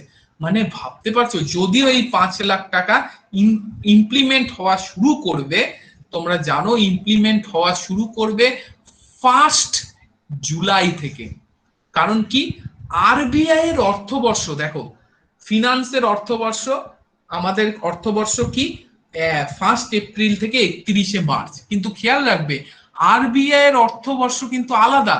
আরবিআই এর অর্থবর্ষ হচ্ছে 1 জুলাই থেকে 30 জুন। জুন মাস 30 তো, January February March April May June, হ্যাঁ 30 জুন। আরবিআই এর অর্থবর্ষ কিন্তু এটা খেয়াল রাখতে হবে। আরবিআই আর এগ্রিকালচার, ইন্ডিয়ান এগ্রিকালচারেরও এটা বর্ষ। এগ্রিকালচার আর আরবিআই এর অর্থবর্ষ কিন্তু 1 জুলাই থেকে 30 জুন।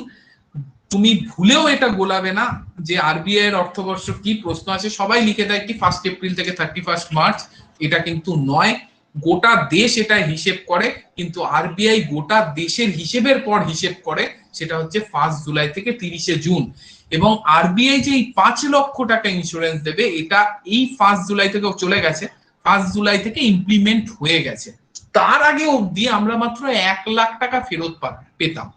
তার মানে ব্যাংকে টাকা জমিয়ে কিন্তু খুব একটা লাভ নেই, বুঝতেই পারছো। আর টাকা যদি জমাও বিভিন্ন ব্যাংকে বিভিন্ন অ্যাকাউন্টে জমাবে, কারণ ডিপোজিট, ওয়ান ডিপোজিটের এগেইনস্টে 5 লাখ টাকা দিয়েছে, এটা কিন্তু কখনোই বলেনি যে তুমি একটাই ডিপোজিট করতে পারবে। তো এইটা হচ্ছে ডিআইসিজিসি এবং ডিআইসিজিসির কাজ আশা করি বোঝা হয়ে গেছে। ডিআইসিজিসি যেটা এস্টাবলিশড হয়েছিল সেটা 1978-এ, 1978 সালে ডিআইসিজিসি এস্টাবলিশ করেছিল, সেটাও একটুখানি লিখে নিতে পারো চাইলে। আর ডিআইসিজিসির হেডকোয়ার্টার হচ্ছে, আচ্ছা এটাও বলে দিই, হেডকোয়ার্টার ডিআইসিজিসির হচ্ছে বোম্বেতে, এবং ডিআইসিজিসির এখন হেড আছে বিপি কানুনগো। তোমরা জানো বিপি কানুনগো কিন্তু আরবিআই এর ডেপুটি গভর্নর, মানে আরবিআই এর ডেপুটি গভর্নর, ওই যে 4 জন ডেপুটি গভর্নরের একজন কিন্তু বিপি কানুনগো, এবং তিনি ডিআইসিজিসি কে হেড করেন। তাহলে আশা করি ডিআইসিজিসি যাবতীয় তথ্য তোমাদের নোট ডাউন করা হয়ে গেছে। তাহলে আমি এবার বিআরবি এনএমপিএল এ যাই।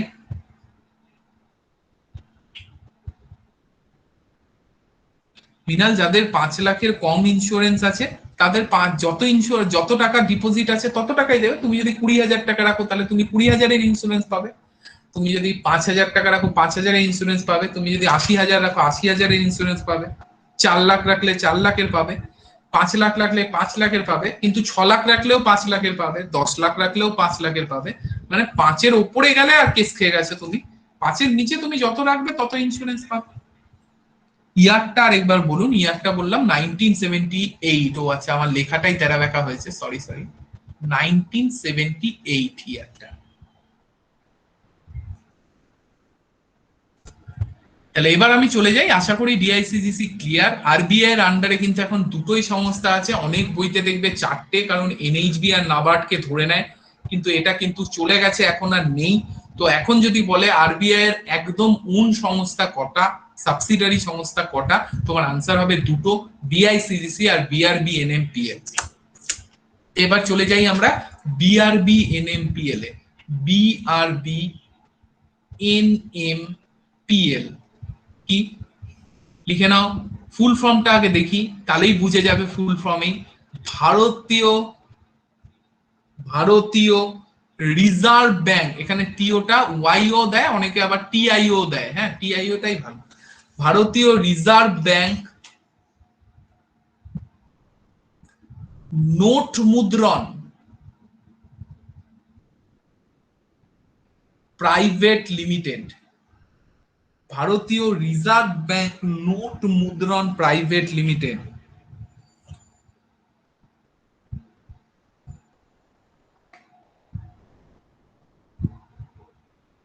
কেন সঞ্জয়, তুমি তোমার ইচ্ছায় রাখবে টাকা, 5 লাখ রাখতে হবে এরকম কোনো ব্যাপার নেই। তুমি তোমার মতো রাখবে, তুমি যত রাখবে ততই ইন্স্যুরেন্স পাবে, তবে 5 লাখের বেশি রাখলে আর পাবে না, 5 লাখই পাবে। আচ্ছা, ভারতীয় রিজার্ভ ব্যাংক নোট মুদ্রণ প্রাইভেট লিমিটেড, তো এটা আমাদের হচ্ছে নেক্সট সেকেন্ড সংস্থা। বুঝতেই পারছো কাজ কি, নোট মুদ্রণ করা। আচ্ছা মুদ্রণ, হ্যাঁ নোট মুদ্রণ করা, অর্থাৎ নোট ছাপার জন্য আরবিআই এই সংস্থাটা আছে। আরবিআই তুমি জানো আরবিআই এর আন্ডারে কাগজের নোট তৈরি হয়, তো আরবিআই কাগজের নোট ছাপানোর জন্য এই সংস্থাটাকে রেখেছে। পরবর্তীকালে এটার আরো ডিটেলস জানতে পারবে। আপাতত এইটুকুই জেনে রাখো, এটা 1995 থেকে আরবিআই এর আন্ডারে কাজ করছে। 1995 থেকে এটা তৈরি হয়েছে, এবং এর হেডকোয়ার্টার হচ্ছে ব্যাঙ্গালোর। এর হেডকোয়ার্টার হচ্ছে ব্যাঙ্গালোর। আরবিআই নোট ছাপার জন্য এটাকে রেখেছে, তো এটা একটুখানি মনে রাখতে হবে আমাদের। এর আন্ডারে দুটো আছে, দুটো কারখানা আছে যেখানে নোট ছাপা হয়, যেটা বিআরবি এনএমপিএল পরিচালনা করে। দুটো কারখানা, কি কি কারখানা? একটা হচ্ছে মহীশূর, তোমরা জানো মাইশোর টিপু সুলতানের জায়গা, সেই মহীশূরের যে কারখানাটা আছে সেখানে। মহীশূর হচ্ছে কর্ণাটকের একটা জায়গা। এই কর্ণাটকার মহীশূরে ছাপানো হয় একটা আছে। আর একটা হচ্ছে আমাদের জায়গা, সেটা হচ্ছে শালবনীতে, ওয়েস্ট বেঙ্গলের শালবনীতে ছাপানো হয়। তো এটাও একটু মনে রাখতে পারো, শালবনী। তবে পরীক্ষা অনেক সময় প্রশ্ন আসে, শালবনী হচ্ছে 100 টাকার নোট ছাপানোর জন্য স্পেশালাইজড, এটাও একবার মনে রাখবে। শালবনীতে অন্য নোটও ছাপানো হয়, তবে 100 রুপি নোটের শালবনী হচ্ছে স্পেশালাইজড।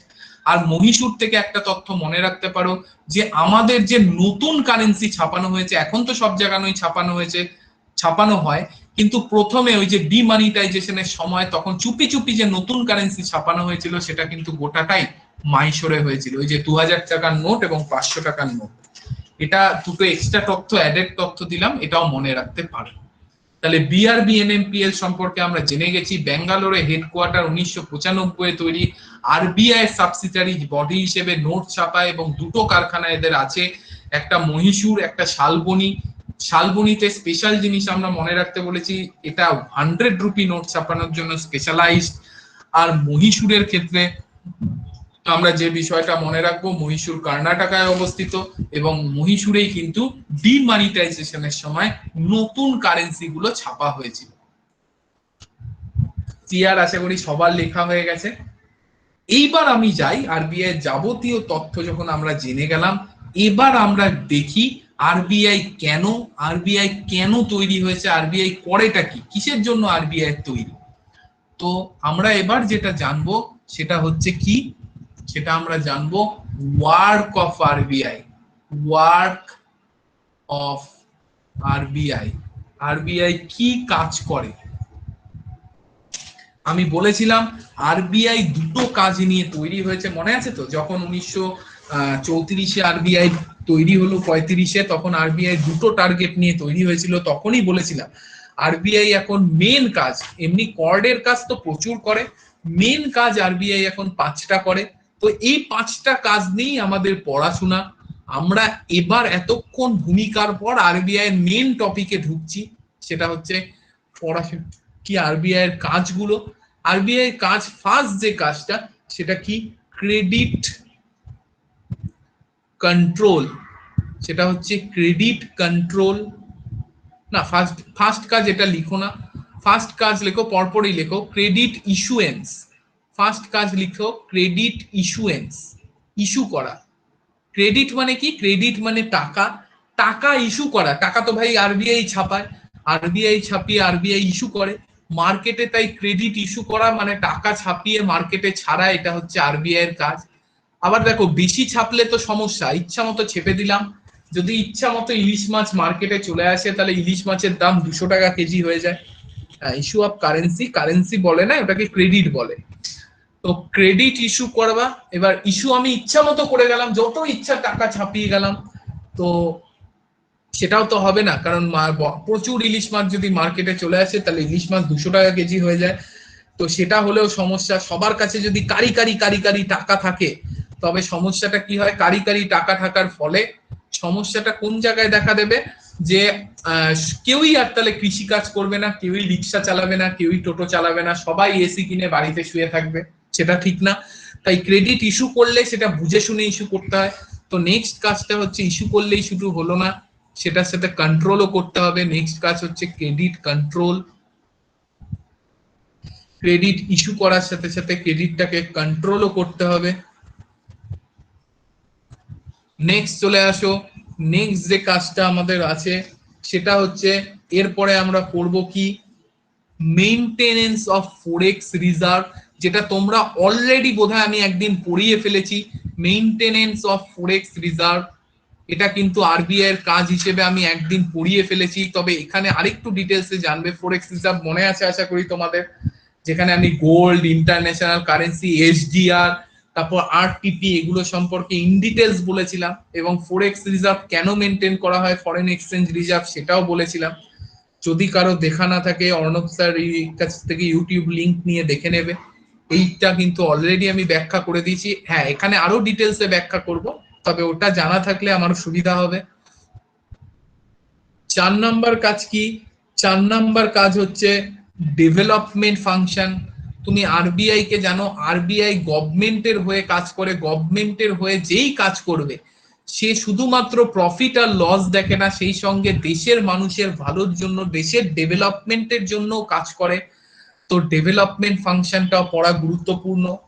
আর লাস্ট যেটা কাজ সেটা হচ্ছে ব্যাংকার টু গভর্নমেন্ট, গভর্নমেন্টের ব্যাংক হিসেবে কাজ করা, and lender of last resort. Very important line, BCS এর জন্য আমরা পুরো ব্যাখ্যা করব।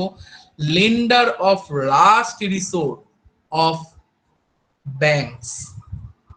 এই হচ্ছে আরবিআই এর প্রধান 5টা কাজ এখন, যেগুলো আমরা পড়বো, যেগুলো আমরা ইন ডিটেলস পড়বো, এবং যেখান থেকে আমরা এই 5টা যদি পড়ি আর আরবিআই এর ভূমিকা যদি মনে রাখি, কেউ আমাকে 20-তে 20 থেকে টলাতে পারবে না আরবিআই, এটা আমি গ্যারেন্টি দিচ্ছি।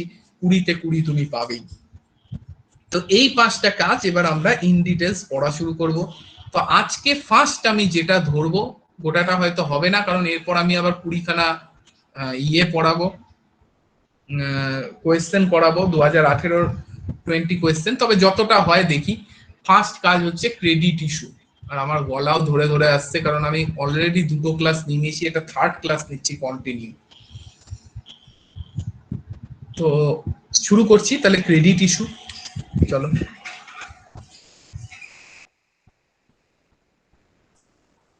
তাহলে আমরা শুরু করব ক্রেডিট ইস্যু, বা যেটাকে কারেন্সি ইস্যুও বলা যেতে পারে,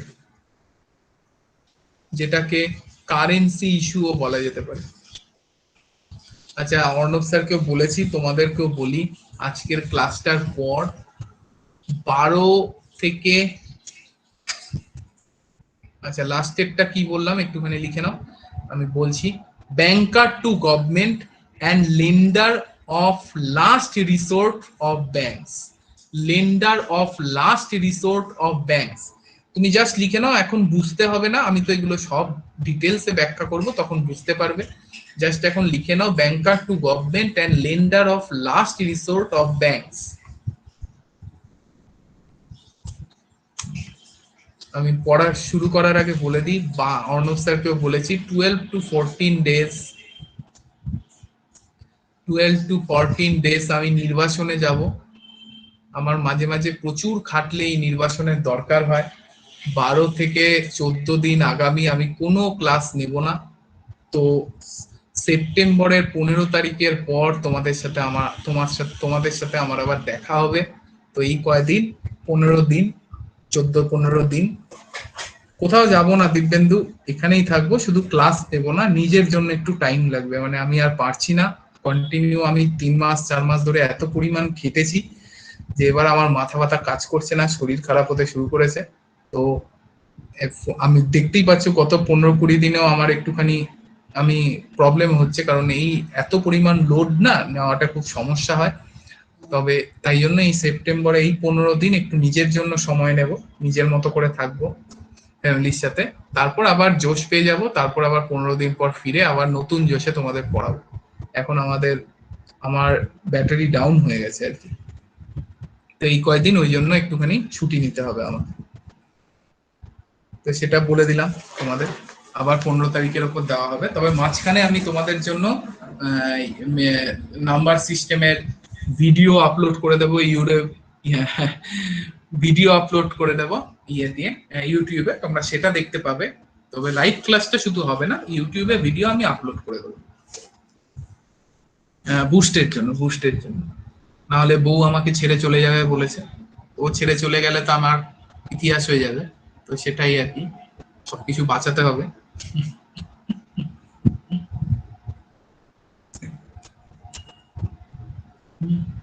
যখন তখন থ্রেড দেয় আমাকে, সেটাও দেখতে হবে।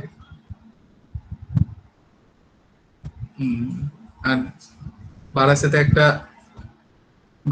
একটা নতুন ফ্ল্যাট কিনেছি, সেটারও রং টং করার ব্যাপার আছে, সব জিনিসপত্র কেনা শিফট করা এগুলোর ব্যাপার আছে, তো এই সব কাজগুলো আমাকে করতে হবে, তাই জন্য একটু গ্যাপ। বারাসাতে কিনেছি সৌরভ, তো ওটার একটু কাজ ফাজ করতে হবে।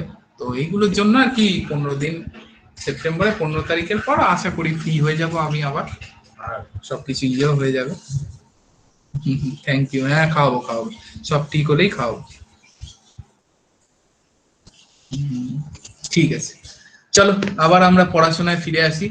তো আমরা ফার্স্ট পয়েন্টটা নিয়ে এবার একটু আলোচনা করব, সেটা হচ্ছে ক্রেডিট ইস্যু।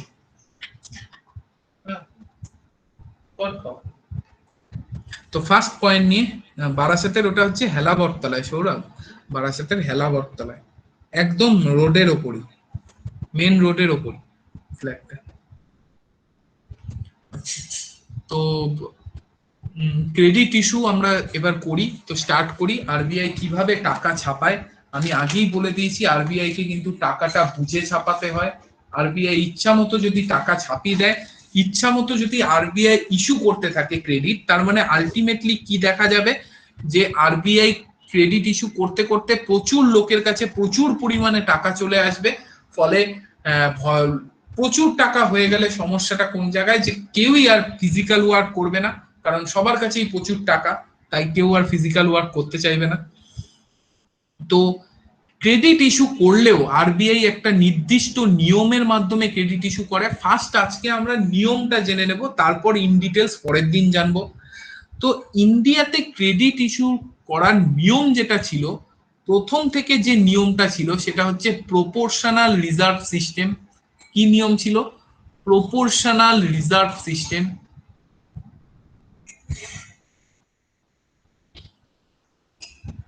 নিয়মটা ছিল প্রপোর্শনাল রিজার্ভ সিস্টেম। এর উপর ভিত্তি করে আরবিআই প্রথম নিজেদের টাকা পয়সা ছাপা শুরু করলো প্রপোর্শনাল রিজার্ভ সিস্টেমে। পরবর্তীকালে এটা চেঞ্জ হয়ে গেছিল, তো ফার্স্টে প্রপোর্শনাল চেঞ্জ হয়ে গেছে, কিন্তু প্রপোর্শনাল রিজার্ভ সিস্টেমটা জেনে নি। এটা স্টার্ট হয়েছিল, এই যে প্রপোর্শনাল রিজার্ভ সিস্টেমের এই যে কনসেপ্ট, এটা স্টার্ট হয়েছিল 1956 সালে, 1956-এ। এবং সেই সময় কি বলা হলো, সেই সময় প্রপোর্শনাল রিজার্ভ সিস্টেমে কি বলা হলো, বলা হলো যে দুটো জিনিস আরবিআই কে রাখতে হবে রিজার্ভে, একটা হচ্ছে গোল্ড আর একটা হচ্ছে ফরেন কারেন্সি। মিনিমাম কত রাখতে হবে রিজার্ভে টাকা ছাপানোর জন্য, এটা মিনিমাম, এটা না রাখলে আরবিআই টাকা ছাপাতে পারবে না, বলে দেওয়া হলো। তো আচ্ছা বলছি দিব্যেন্দু, আগে একটুখানি পড়াশোনাটা হয়ে যাক, আবার গল্প করবো যখন তখন বলবো। আগে এটা মন দিয়ে করো, খুবই ইম্পর্টেন্ট জিনিস। আচ্ছা, গোল্ড আমাকে রাখতে হবে। 1956-এ প্রপোর্শনাল রিজার্ভ সিস্টেম হয়েছিল, সেখানে বলে দিয়েছিল গোল্ড রাখতে হবে 115 কোটি টাকার, 115 কোটি টাকার গোল্ড, এবং 400 কোটি টাকার 400 crore ফরেন কারেন্সি রাখতে হবে। তবে গিয়ে ন্যূনতম, এই যে টোটাল দুটো মিলে ন্যূনতম 515 কোটি টাকা, এইটা মিনিমাম রিজার্ভে থাকলে আরবিআই এর কাছে, তবেই আরবিআই ফার্দার টাকা ছাপাতে পারবে। আদারওয়াইজ কিন্তু আরবিআই টাকা ছাপাতে পারবে না। এইটুকু থাকলেও ইচ্ছে মতো ছাপাতে পারবে না, এর ওপর যত বেশি থাকবে তত বেশি ছাপাবে। অর্থাৎ 515 কোটি মিনিমাম থাকতে, এবার মনে করো 515 কোটির জায়গায় 615 কোটি আছে, তাহলে আরবিআই কি 100 কোটি টাকা ছাপানোর সুযোগ পাবে। অর্থাৎ যত বেশি রাখবে তত টাকা ছাপানোর আরবিআই সুযোগ পাবে। মিনিমাম 515 কোটি রাখতেই হবে ছাপানোর জন্য, আদারওয়াইজ ছাপাতে পারবে না। আর 515 কোটির পর যত বেশি রাখবে, তার জন্যই নাম প্রপোর্শনাল। প্রপোর্শনে যত বেশি রাখবে তত তুমি বেশি ছাপাবে। ঠিক আছে? তো ভারতবর্ষ বুঝতে পারলো, বীরু আগে গোটাটা শুনবে তারপর বলবে, এখন কিচ্ছু বলার দরকার নেই। তো ভারতবর্ষ 1956 সালেই প্রপোর্শনাল রিজার্ভ সিস্টেম শুরু করে, ঠিক তখনই 515 কোটি টাকা রেখে তখনই বুঝতে পেরেছিল ভারতবর্ষের মতো গরিব দেশের পক্ষে 500, যেখানে লোক দুবেলা খেতে পারে না, সেখানে 515 কোটি টাকা ফালতু ফালতু রেখে দেওয়া কখনো সম্ভব নয়। তো ভারতবর্ষ খুব তাড়াতাড়ি এই ধ্রুব সত্যটা বুঝতে পেরে নিজেকে চেঞ্জ করে নিল, ভারতবর্ষ নিজেকে চেঞ্জ করে নিল এবং কি করলো 1957 সালে 1957-এ এর অ্যামেন্ড করলো, অ্যামেন্ড, এবং শুরু হলো কি প্রপোর্শনালটাও কেটে দিল, এখানে চলে এলো minimum reserve system, minimum reserve system, অর্থাৎ যত বেশি রাখবো তত বেশি টাকা, সেই বিষয়টাও তুলে দিল। আর 1957 অ্যামেন্ডমেন্টে এই মিনিমাম রিজার্ভ সিস্টেমটাকে নতুন করে করা হলো, গোল্ড যে 115 কোটি টাকা সেটাকে 115 কোটি রাখা হলো এবং 400 কোটি টাকার ফরেন কারেন্সিকে এক ধাক্কায় কমিয়ে 85 কোটিতে নিয়ে আসা হলো। অর্থাৎ 1957 অ্যামেন্ডমেন্ট বলা হলো যে এই 115 আর 85 200 কোটি টাকা নিজের ফান্ডিং এ রিজার্ভে রেখে আরবিআই মিনিমাম এই 200 কোটি টাকা জমা রেখে তারপর যত ইচ্ছা নোট ছাপাতে পারে, কোনো বাধ্যবাধকতা নেই। কি করা হলো 1957 সালে, যেটা আমাদের 1956 নিয়ম, তার অ্যামেন্ডমেন্ট হলো এবং সেই যে মিনিমাম রিজার্ভ সিস্টেম সেটাকে বলা হলো যে 115 কোটি গোল্ড এবং 85 কোটি ফরেন কারেন্সি রেখে আরবিআই চাইলে তারপর যত রাখবে তত বেশি ছাপাবে সেটাও নয়, 200 কোটি রেখে আরবিআই চাইলে যত ইচ্ছা টাকা ছাপাতে পারে। তুমি বলতে পারো, প্রশ্ন মনে আসতে পারে, স্যার যত ইচ্ছা ছাপাতে যখন পারে তাহলে লোক গরিব কেন, না খেতে পেয়ে মারা যায় কেন, তাদেরকে আরবিআই ছাপিয়ে টাকা দিয়ে দিতে পারে। কিন্তু না, যত ইচ্ছা ছাপানোর সুযোগ থাকলেই ছাপাবে এর কোনো মানে নেই, কারণ প্রত্যেকে যদি বড় লোক হয়ে যায় তাহলে কেউ কাজই করবে না, দেশের ওয়ার্ক স্ট্রাকচারই ভেঙে পড়বে। তাই সুযোগ থাকলেও যত ইচ্ছা ছাপানো যায় না। আরবিআই জিডিপি গ্রোথের সঙ্গে, আমি আগেও পড়েছিলাম, এই টাকা ছাপানো হয় কিসের সাথে, আরবিআই জিডিপি গ্রোথের সাথে সামঞ্জস্য রেখে আমাদের টাকা ছাপায়, জিডিপি গ্রোথের সাথে সামঞ্জস্য রেখে আরবিআই টাকা ছাপায়। ইচ্ছা মতো ছাপানোর সুযোগ থাকলেও, মিনিমাম রিজার্ভ সিস্টেমে চলছে এখন দেশ, ইচ্ছা মতো ছাপানোর সুযোগ থাকলেও কিন্তু ছাপায় না, কারণ ইনফ্লেশন হয়ে গেলে আমাদেরই শেষ অবধি একদম অবস্থা খারাপ হয়ে যাবে, বাস হয়ে যাবে বড়। তো সেটা কখনোই না, কারণ সবাই যদি বড় লোক হয়ে যায়, সবাই যদি মুকেশ আম্বানি হয়ে যায়, তাহলে সবাই রোলস রয়েস গাড়ি কিনে ঘুরবে আর এসিতে থাকবে আর সুইমিং পুলে চান করবে, তাহলে কেউই আর টোটো বাস চালানোর জন্য থাকবে না, কেউই আর ধান তৈরি করবে না। তো সেটাও ঠিক না। তো আরবিআই বুঝে শুনেই ছাপায়, জিডিপি গ্রোথের সাথে সামঞ্জস্য রেখেই ছাপায়। জিডিপি গ্রোথের সঙ্গে সামঞ্জস্য রেখে যখন ক্রেডিট ইস্যু হবে না, তখনই আমাদের দেশে দেখা যাবে কি ইনফ্লেশন, মুদ্রাস্ফীতি, সেগুলো পরের অন্য চ্যাপ্টার।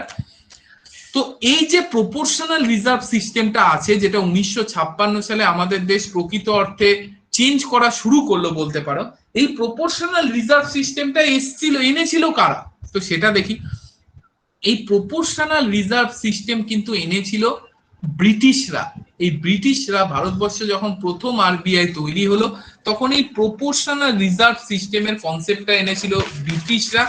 তারা কনসেপ্টে কি বলেছিল, তারাও সেম রেখেছিল যে আরবিআই কি রাখবে, সরি এখানে গোল্ড আর ইন্টারন্যাশনাল কারেন্সি বা ফরেন কারেন্সি রাখবে, ইন্টারন্যাশনাল কারেন্সি রাখবে এবং গোল্ড রাখতে হবে 2/5 আর বাকি 3/5 রাখতে হবে। টোটাল রিজার্ভে 2/5 থাকবে গোল্ড আর 3/5 থাকবে কি ইন্টারন্যাশনাল কারেন্সি। এবং গোল্ডের মাত্রা বলে দিয়েছিল মিনিমাম 40 করোড়, মানে ন্যূনতম 40 কোটি রাখতেই হবে গোল্ড। তাহলে অবভিয়াসলি যদি 2/5 রাখতে হয় আর 40 কোটি রাখতে হয়, তাহলে ইন্টারন্যাশনাল কারেন্সি মিনিমাম কত রাখতে হবে 3/5, মানে 60 করোড়। তার মানে আলটিমেটলি মিনিমাম কত 100 কোটি রাখতেই হবে। এটা হচ্ছে প্রথম নিয়ম, ব্রিটিশদের নিয়ম।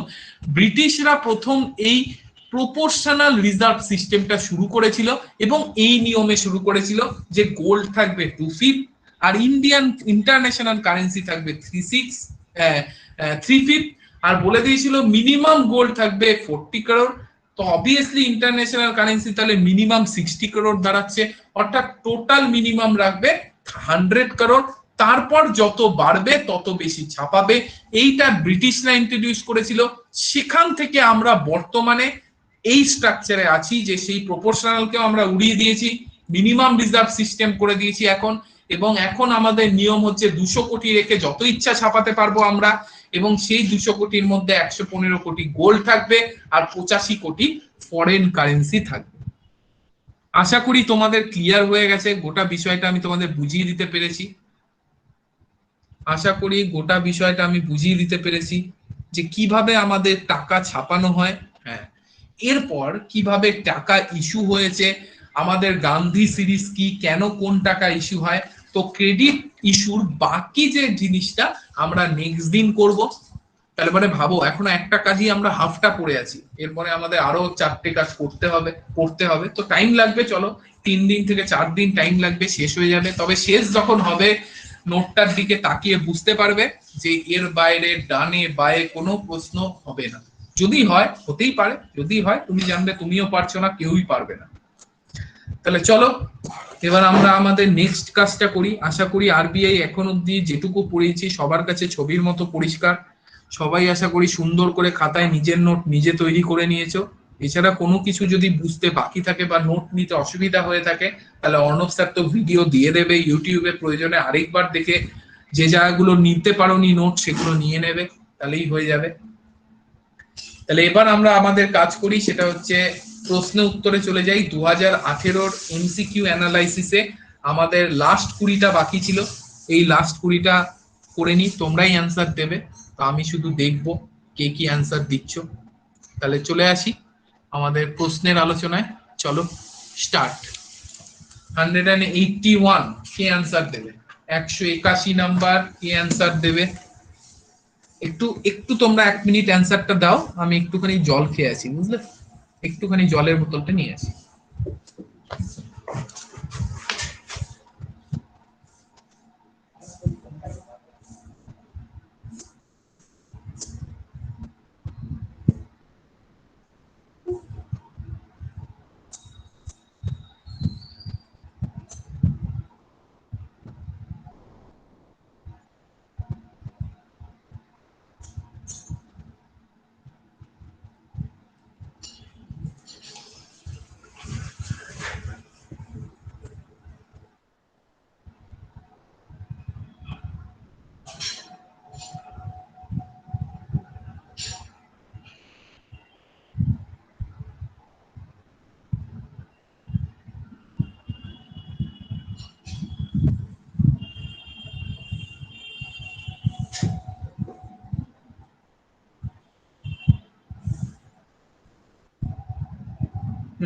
হ্যালো, প্রথম শুনতে পাচ্ছ সবাই আশা করি। তো দেখো প্রথম আনসারটা আমাকে বলে দাও। 181, কেউ এখনো অ্যান্সার করোনি কিন্তু। 181 অ্যান্সার কি হবে? 5 ইয়ার প্ল্যানের কনটেক্সটে pattern of industrialisation with lower emphasise on heavy industry and more in infrastructure কোনটায় শুরু হয়েছিল? কোন প্ল্যানে হেভি ইন্ডাস্ট্রির ওপর আমরা কম গুরুত্ব দিয়ে ইনফ্রাস্ট্রাকচার ডেভেলপমেন্টের ওপর বেশি গুরুত্ব দিয়েছিলাম? কোন প্ল্যানে? সৌরভ অ্যান্সার দিয়েছে সি। বাকিদের? এটা তো একদম সোজা অ্যান্সার, সবারই পারা উচিত, কেন তোমরা অ্যান্সার দিচ্ছ না বুঝতে পারছি না। যে ভারতবর্ষের ইন্ডাস্ট্রিয়ালাইজেশনের সূত্রপাতই, যখনই ইন্ডাস্ট্রিয়ালাইজেশন আছে সেটা সূত্রপাত মানে সেটা হয়েছিল 8th প্ল্যানে। একটা প্রশ্ন আসতে পারে যে ইন্ডাস্ট্রিয়ালাইজেশন, ইন্ডিয়ার ইন্ডাস্ট্রিয়ালাইজেশন বা প্রাইভেটাইজেশন শুরু কোন প্ল্যানে হয়েছিল? সেটা কিন্তু 7th প্ল্যানে হবে। 7th প্ল্যানে স্টার্ট হয়েছিল, পুরোপুরি ইমপ্লিমেন্ট হয়েছিল 8th প্ল্যানে। যেহেতু এখানে 7th প্ল্যান অপশনে নেই, তাই জন্য আমি 7th প্ল্যান দিলাম না। তবে যদি বলে প্রাইভেটাইজেশন স্টার্ট কোন প্ল্যানে হয়েছিল, সেটা কিন্তু আমার অ্যান্সার 7th প্ল্যান হবে। আর পুরোপুরি প্রাইভেটাইজেশন হয়েছিল বা ইন্ডাস্ট্রিয়ালাইজেশন হয়েছিল 8th প্ল্যানে। তো বর্তমানে এখানে চলে আসো, how many regional rural banks are working in India January 2018, এটা কেটে দাও, এটা করে দাও এপ্রিল 2020। লাস্ট রিপোর্ট বেরিয়েছে এপ্রিল 2020-তে। এপ্রিল 2020-তে কটা রিজিওনাল রুরাল ব্যাংক আছে? এটা তো ওই বছরের প্রশ্ন, করে লাভ নেই। তো এখন বলে দিই 43টা আছে এখন। রিজিওনাল রুরাল ব্যাংকের সংখ্যা হচ্ছে 43টা এপ্রিল 2020। আরো কমে যাবে কারণ ব্যাংক মার্জ হচ্ছে। তো এখন 43টা আছে, তখন অনেকগুলো ছিল, তখন 56টা ছিল, কিন্তু এখন হয়ে গেছে 43টা।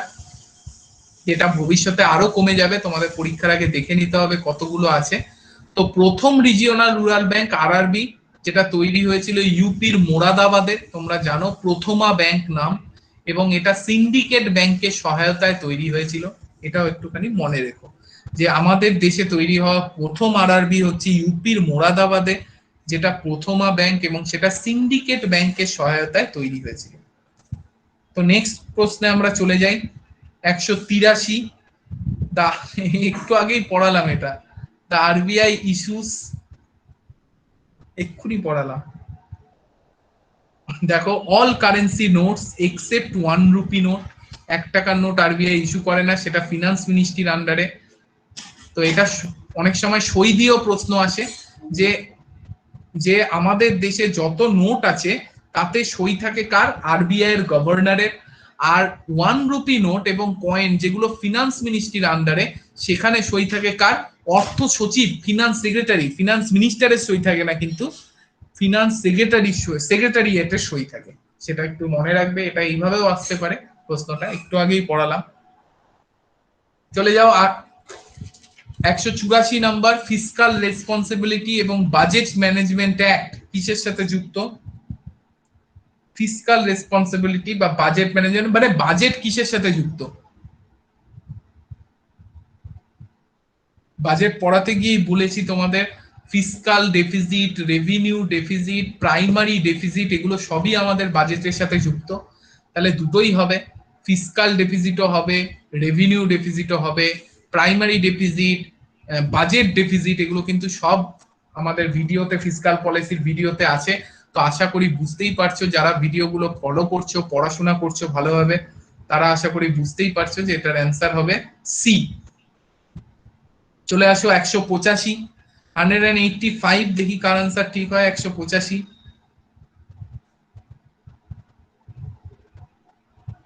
185 কি আছে, কোনটা ভুল সেটা একটু পরের দিনই পড়াবো। এটা bring out the incorrect statement, reverse repo operation by RBI at aims injecting or increasing liquidity, একদম ভুল।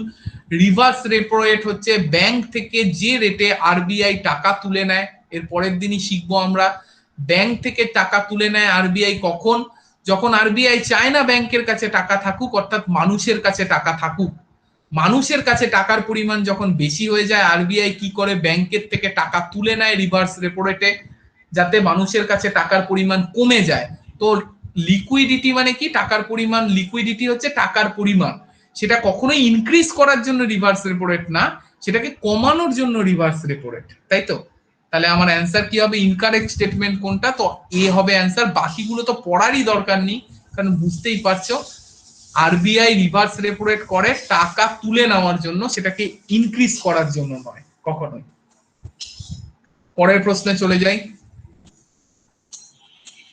Investment in which among the following in most risk free asset of bank as per RBI, RBI এর কাছে কোনটা, RBI এর মতে ব্যাংকের টাকা ইনভেস্টমেন্টের জন্য সব থেকে রিস্ক ফ্রি অ্যাসেট কি? পড়ানোরই দরকার নেই, সবাই বুঝতে পারছো যে গভর্নমেন্ট অ্যাপ্রুভ সিকিউরিটিজ, মানে গভর্নমেন্ট সিকিউরিটিজে ইনভেস্ট করলে কোনোদিন টাকা মার যেতে পারে না, আর যেখানেই মার যাক। তো গভর্নমেন্ট অ্যাপ্রুভ সিকিউরিটিজ অবভিয়াসলি সব থেকে সেফ ইনভেস্ট করার জন্য।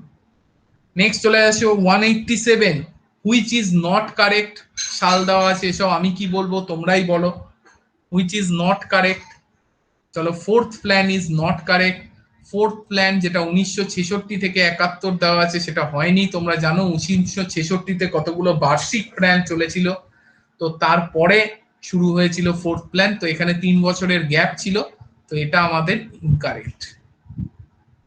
চলে আসো 188, which among the following industrial policy resolution was based upon Mohanadobis model of growth, মহালানবিশের গ্রোথ মডেল অনুযায়ী কোনগুলো, কোন ইন্ডাস্ট্রিয়াল পলিসি?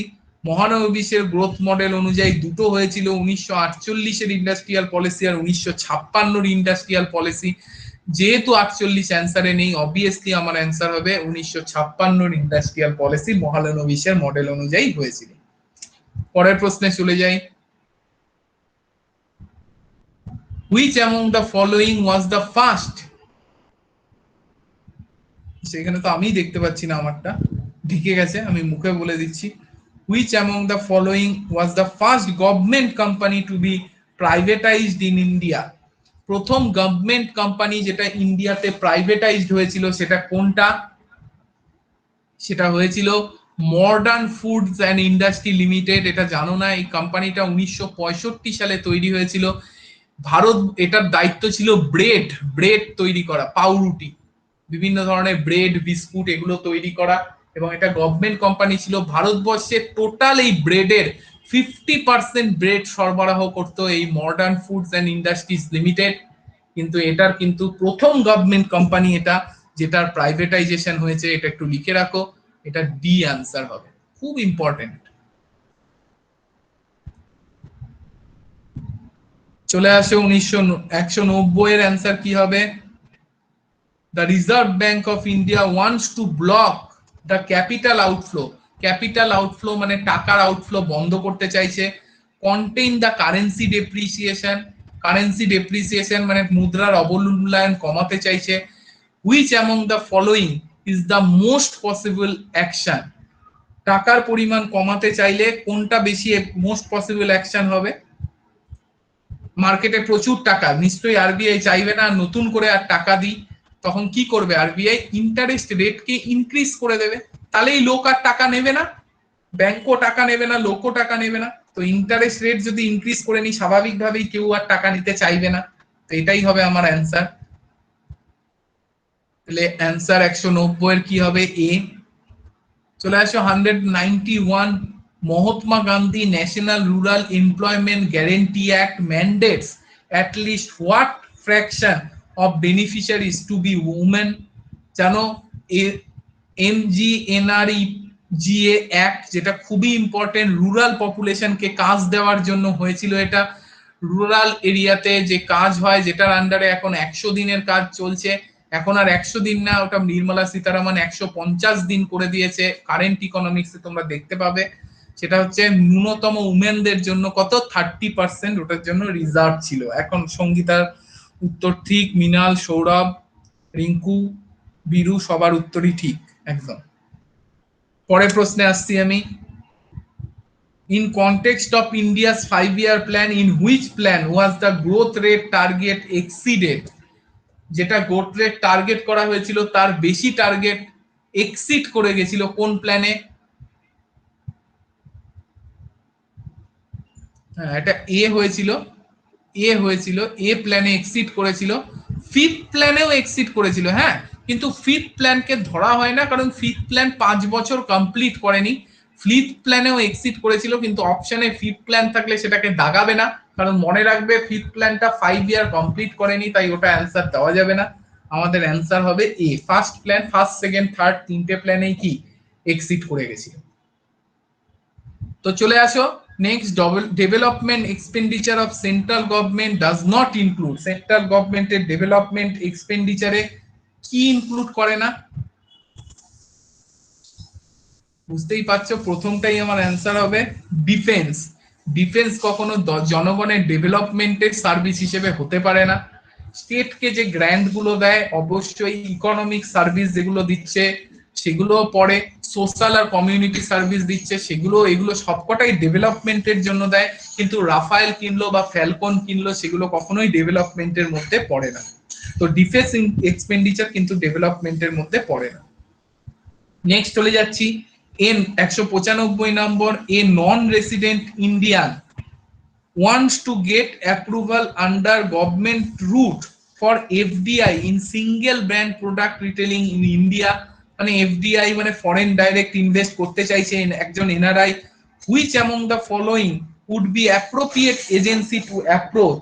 তোমরা জানো এফডিআই, কেউ যদি ফরেন, কেউ যদি আমাদের দেশে ইনভেস্ট করতে চায়, এফডিআই এর পারমিশন দেয় কে?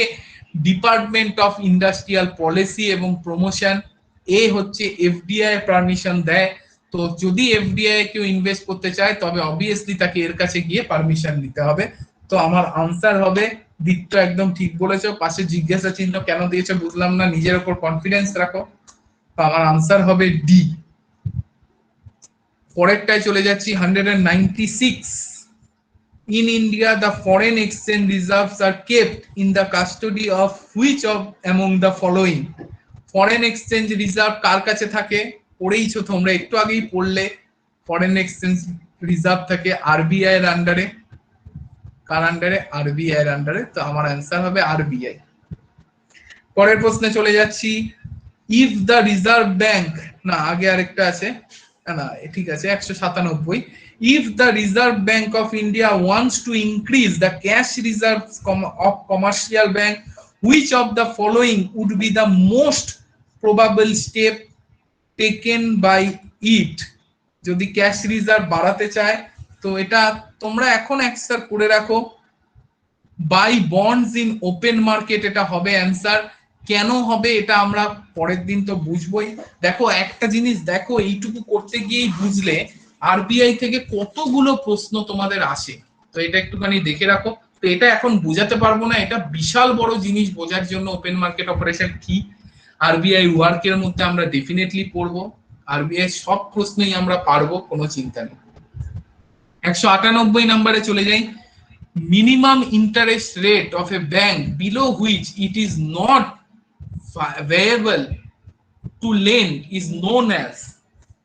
মিনিমাম ইন্টারেস্ট রেট যার নিচে আরবিআই লোন, কোনো ব্যাংক লোন দিতে পারবে না, সেটাকে কি বলে? মিনিমাম ইন্টারেস্ট রেট যার নিচে আরবিআই লোন দিতে পারবে না, কোনো ব্যাংক লোন দিতে পারবে না, সেটাকে বলে বেস রেট। হ্যাঁ, বেস রেটের নিচে কোনো ব্যাংক লোন দিতে পারবে না কাউকে। তো এটা হচ্ছে মিনিমামটা বেস রেট, আর অ্যাকচুয়ালি যে রেটে দেয় সেটা হচ্ছে প্রাইম ল্যান্ডিং রেট। খেয়াল রাখবে, বেস রেট বলে দিল 4%, মানে 4%-এর নিচে লোন দিতে পারবে না, কিন্তু তার উপরে কততে লোন দেবে সেটা ব্যাংক ঠিক করবে। ব্যাংক মনে করো ঠিক করলো 5%-এ দেবে, তো এই 5%টাকে বলে prime landing rate. Prime landing rate. হ্যাঁ 2018-র মেন কোয়েশ্চেন করছে, মেন্সের এরকমই কোয়েশ্চেন থাকে, পাতেই থাকে। আসলে কি বলতো রিঙ্কু, প্রিপারেশনের উপর। তোমার যদি প্রিপারেশন থাকে তাহলে এগুলো পাতি, আর অনেকের কাছে এগুলোই মানে মনে হবে ইতিহাস। তো সেটা সম্পূর্ণই তোমার প্রিপারেশনের উপর। আচ্ছা চলে আসো। Which of the following is use to donate broad money? তো ডিনোট, সরি ডোনেট না ডিনোট, কোনটাকে ব্রড মানি বলা হয় শিখিয়ে দিয়েছি। হ্যাঁ যাদের পারা উচিত এটা। M3 মানিকে ব্রড মানি বলা হয়। আরবিআই এর মধ্যে এটা আমরা পড়বো। M1, M2, M0, M3 মানি। M4 মানির ইন্ডিয়াতে কোনো অস্তিত্ব নেই, তাই পড়ার কোনো ব্যাপার নেই। তো M3 মানিকে আমাদের ব্রড মানি বলা হয়, আর M1 মানিকে বলা হয় ন্যারো মানি। M1 মানিকে বলা হয় ন্যারো মানি। চিন্তা নেই, ইন ডিটেলস আমরা পড়বো। লাস্টটা কি? which among the following is popularly known as mercantile law of India? কোনটাকে মার্কেন্টাইল ল অফ ইন্ডিয়া বলা হয়? খুবই সোজা, মানে এগুলো কনসেপ্ট ক্লিয়ার থাকলেই হলো। কন্ট্রাক্ট লকে মার্কেন্টাইল ল বলা হয়। মার্কেন্টাইল ল কি এটাও আমরা আরবিআই এর মধ্যে পড়বো। ভাবো শুধু আরবিআই থেকে কতগুলো প্রশ্ন আসছে, এবং সমস্ত জিনিস, হ্যাঁ এ হবে কন্ট্রাক্ট ল, এবং সমস্ত জিনিস আমাদের ক্লিয়ার হয়ে যাবে আরবিআই গোটাটা পড়া হলে। ইনফ্যাক্ট এটা তুমি ডাব্লিউবিসিএস এর মেন্স কোশ্চেন করলে প্রপারলি যদি ইকোনমিক্স পড়া যায়, বা আমার কাছে যদি গোটাটা কভার আপ করতে পারো, আমার তো মনে হয় 90টা কোয়েশ্চেন অ্যান্সার করা যাবে, কোনো ব্যাপারই না। আমি পারছি মানে তোমরাও পারবে, তো সেটাই স্বাভাবিক হওয়া উচিত। তো ঠিকঠাক করে গোটাটা পড়তে হবে আর কি, ডেলি পড়তে হবে, এটা হচ্ছে একটা মেইন জিনিস, ফেলে রাখলে হবে না। আর যেটা পড়তে হবে ইন ডিটেলস পড়তে হবে। ওই একটুখানি ছুঁয়ে চলে গেলাম, স্যার একটু এটা বলে দিল ওটা বলে দিল, ও ঠিক আছে, ওটা নয়। আসলে যে স্যারই পড়া, আগে যে সাবজেক্টই পড়া, পড়ার পরে চেক করে নেবে যে পরীক্ষায় কি কি প্রশ্ন এসছে, তাহলেই বুঝতে পারবে স্যারের যে পড়ানোটা সেটা ঠিক দিকে যাচ্ছে কি যাচ্ছে না। তো এটাই চেক করার সব থেকে ভালো উপায়। তো সব সাবজেক্টই এটা চেক করে নেওয়া উচিত আমার মনে হয়। ঠিক আছে, তো আজকে এই অবধি থাকবে সেশন। ভালো করে থাকো সবাই। আবার 15 দিন পর 15 সেপ্টেম্বরের পর তোমাদের সাথে লাইভ সেশন হবে। পড়াশোনা করো, আমি ভিডিও দেব, ভিডিও সেশনে দিয়ে দেবো। আজকে অনেক রাতও হয়ে গেল, ভিডিও সেশন দেব, ইউটিউবে আপলোড হবে, ইউটিউবে দেখবে। লাইভ সেশনটা আবার 15 তারিখের পর হবে। আর যেটা শুরুতে বললাম একটুখানি মনে রাখবে যে আমাদের এখন খুব ক্রাঞ্চিং সময়। তোমরা যদি চাও আমার ফেসবুক পেজে কালকে আমি 8টা থেকে লাইভে আসবো, দেখতে পারো। আমি সেখানে আমার বক্তব্যগুলো রাখবো। তো এখন ক্রাঞ্চিং সময়, প্লিজ পারলে নিজের মতো করে ফেসবুকে হোক, হোয়াটসঅ্যাপে হোক, টুইটারে হোক, একটু শেয়ার করো হ্যাশট্যাগ দিয়ে, হ্যাশট্যাগ স্পিক ফর, যে তোমার মতো হ্যাশট্যাগ দিও। আমি যে অনেকের যেটা দিচ্ছে, অনেকে no no exam no vote দিচ্ছে, অনেকে দিচ্ছে speak for railway and SSC and railway exam, railway SSC and railway student. তুমি তোমার মতো করে হ্যাশট্যাগ দিও, তবে এটাকে চালিয়ে যাও কয়েকদিন। কারণ আমরা আজকে 4 অক্টোবর 2020 2020-তে এসএসসি 2018 পেন্ডিং রেজাল্ট পাওয়া যাবে আজকে বিকালে চাপে পড়ে ঘোষণা করেছে। তো এই চাপ যদি 7 দিন থাকে তাহলে অনেক কিছু চেঞ্জ হবে। তো নিজের মতো করে চেষ্টা করো। এটা যদি আমাকে তোমরা একটু ভালোবাসো বা বোঝো যে আমি ভালো পড়াই, তাহলে এটা আমার রিকোয়েস্ট তোমাদের কাছে, সবাই অবশ্যই এটাতে অংশগ্রহণ করবে।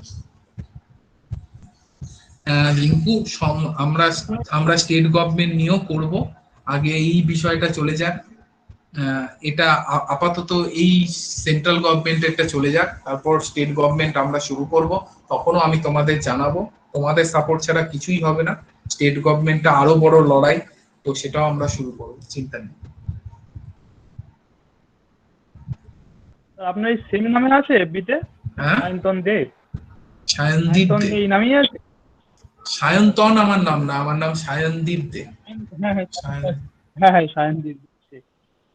আচ্ছা। ঠিক আছে, চলো, গুড নাইট। ভালো থেকো সবাই, পড়াশোনা করো। হ্যাঁ সৌরভ, কমন ট্যাগ রাখলে সুবিধা কি, কমন ট্যাগ রাখলে ওটা বেশি ট্রেন্ড করে। তাই জন্য আমার মনে হয় যে speak for rail SSC and railway স্টুডেন্টসটাই কমন ট্যাগ হওয়া উচিত, এবং ওটাই সবাই দিচ্ছে, ওটা দেওয়াই ভালো। পিএসসি নিয়ে আমরা যখন শুরু করব তখন সেটারও ট্যাগ আমি বলে দেবো। ও আচ্ছা, দীপেন্দু, ফ্ল্যাট আমার পড়েছে 2000 টাকা square feet, 2000 square feet. Per square feet 2000 টাকা। আমি নিয়েছি 1070 স্কোয়ার ফিট 3 BHK ফ্ল্যাট। আমার দাম পড়েছে 21,40,000 টাকা টোটাল।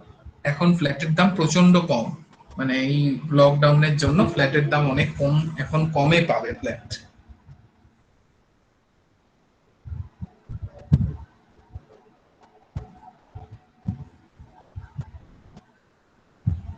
আমি বড় কিনেছি, তাই জন্য আমার 3 BHK কিনেছি বলে 21,40,000 লেগেছে। 2 BHK কিনলে তুমি 15-র মধ্যেই পেয়ে যাবে।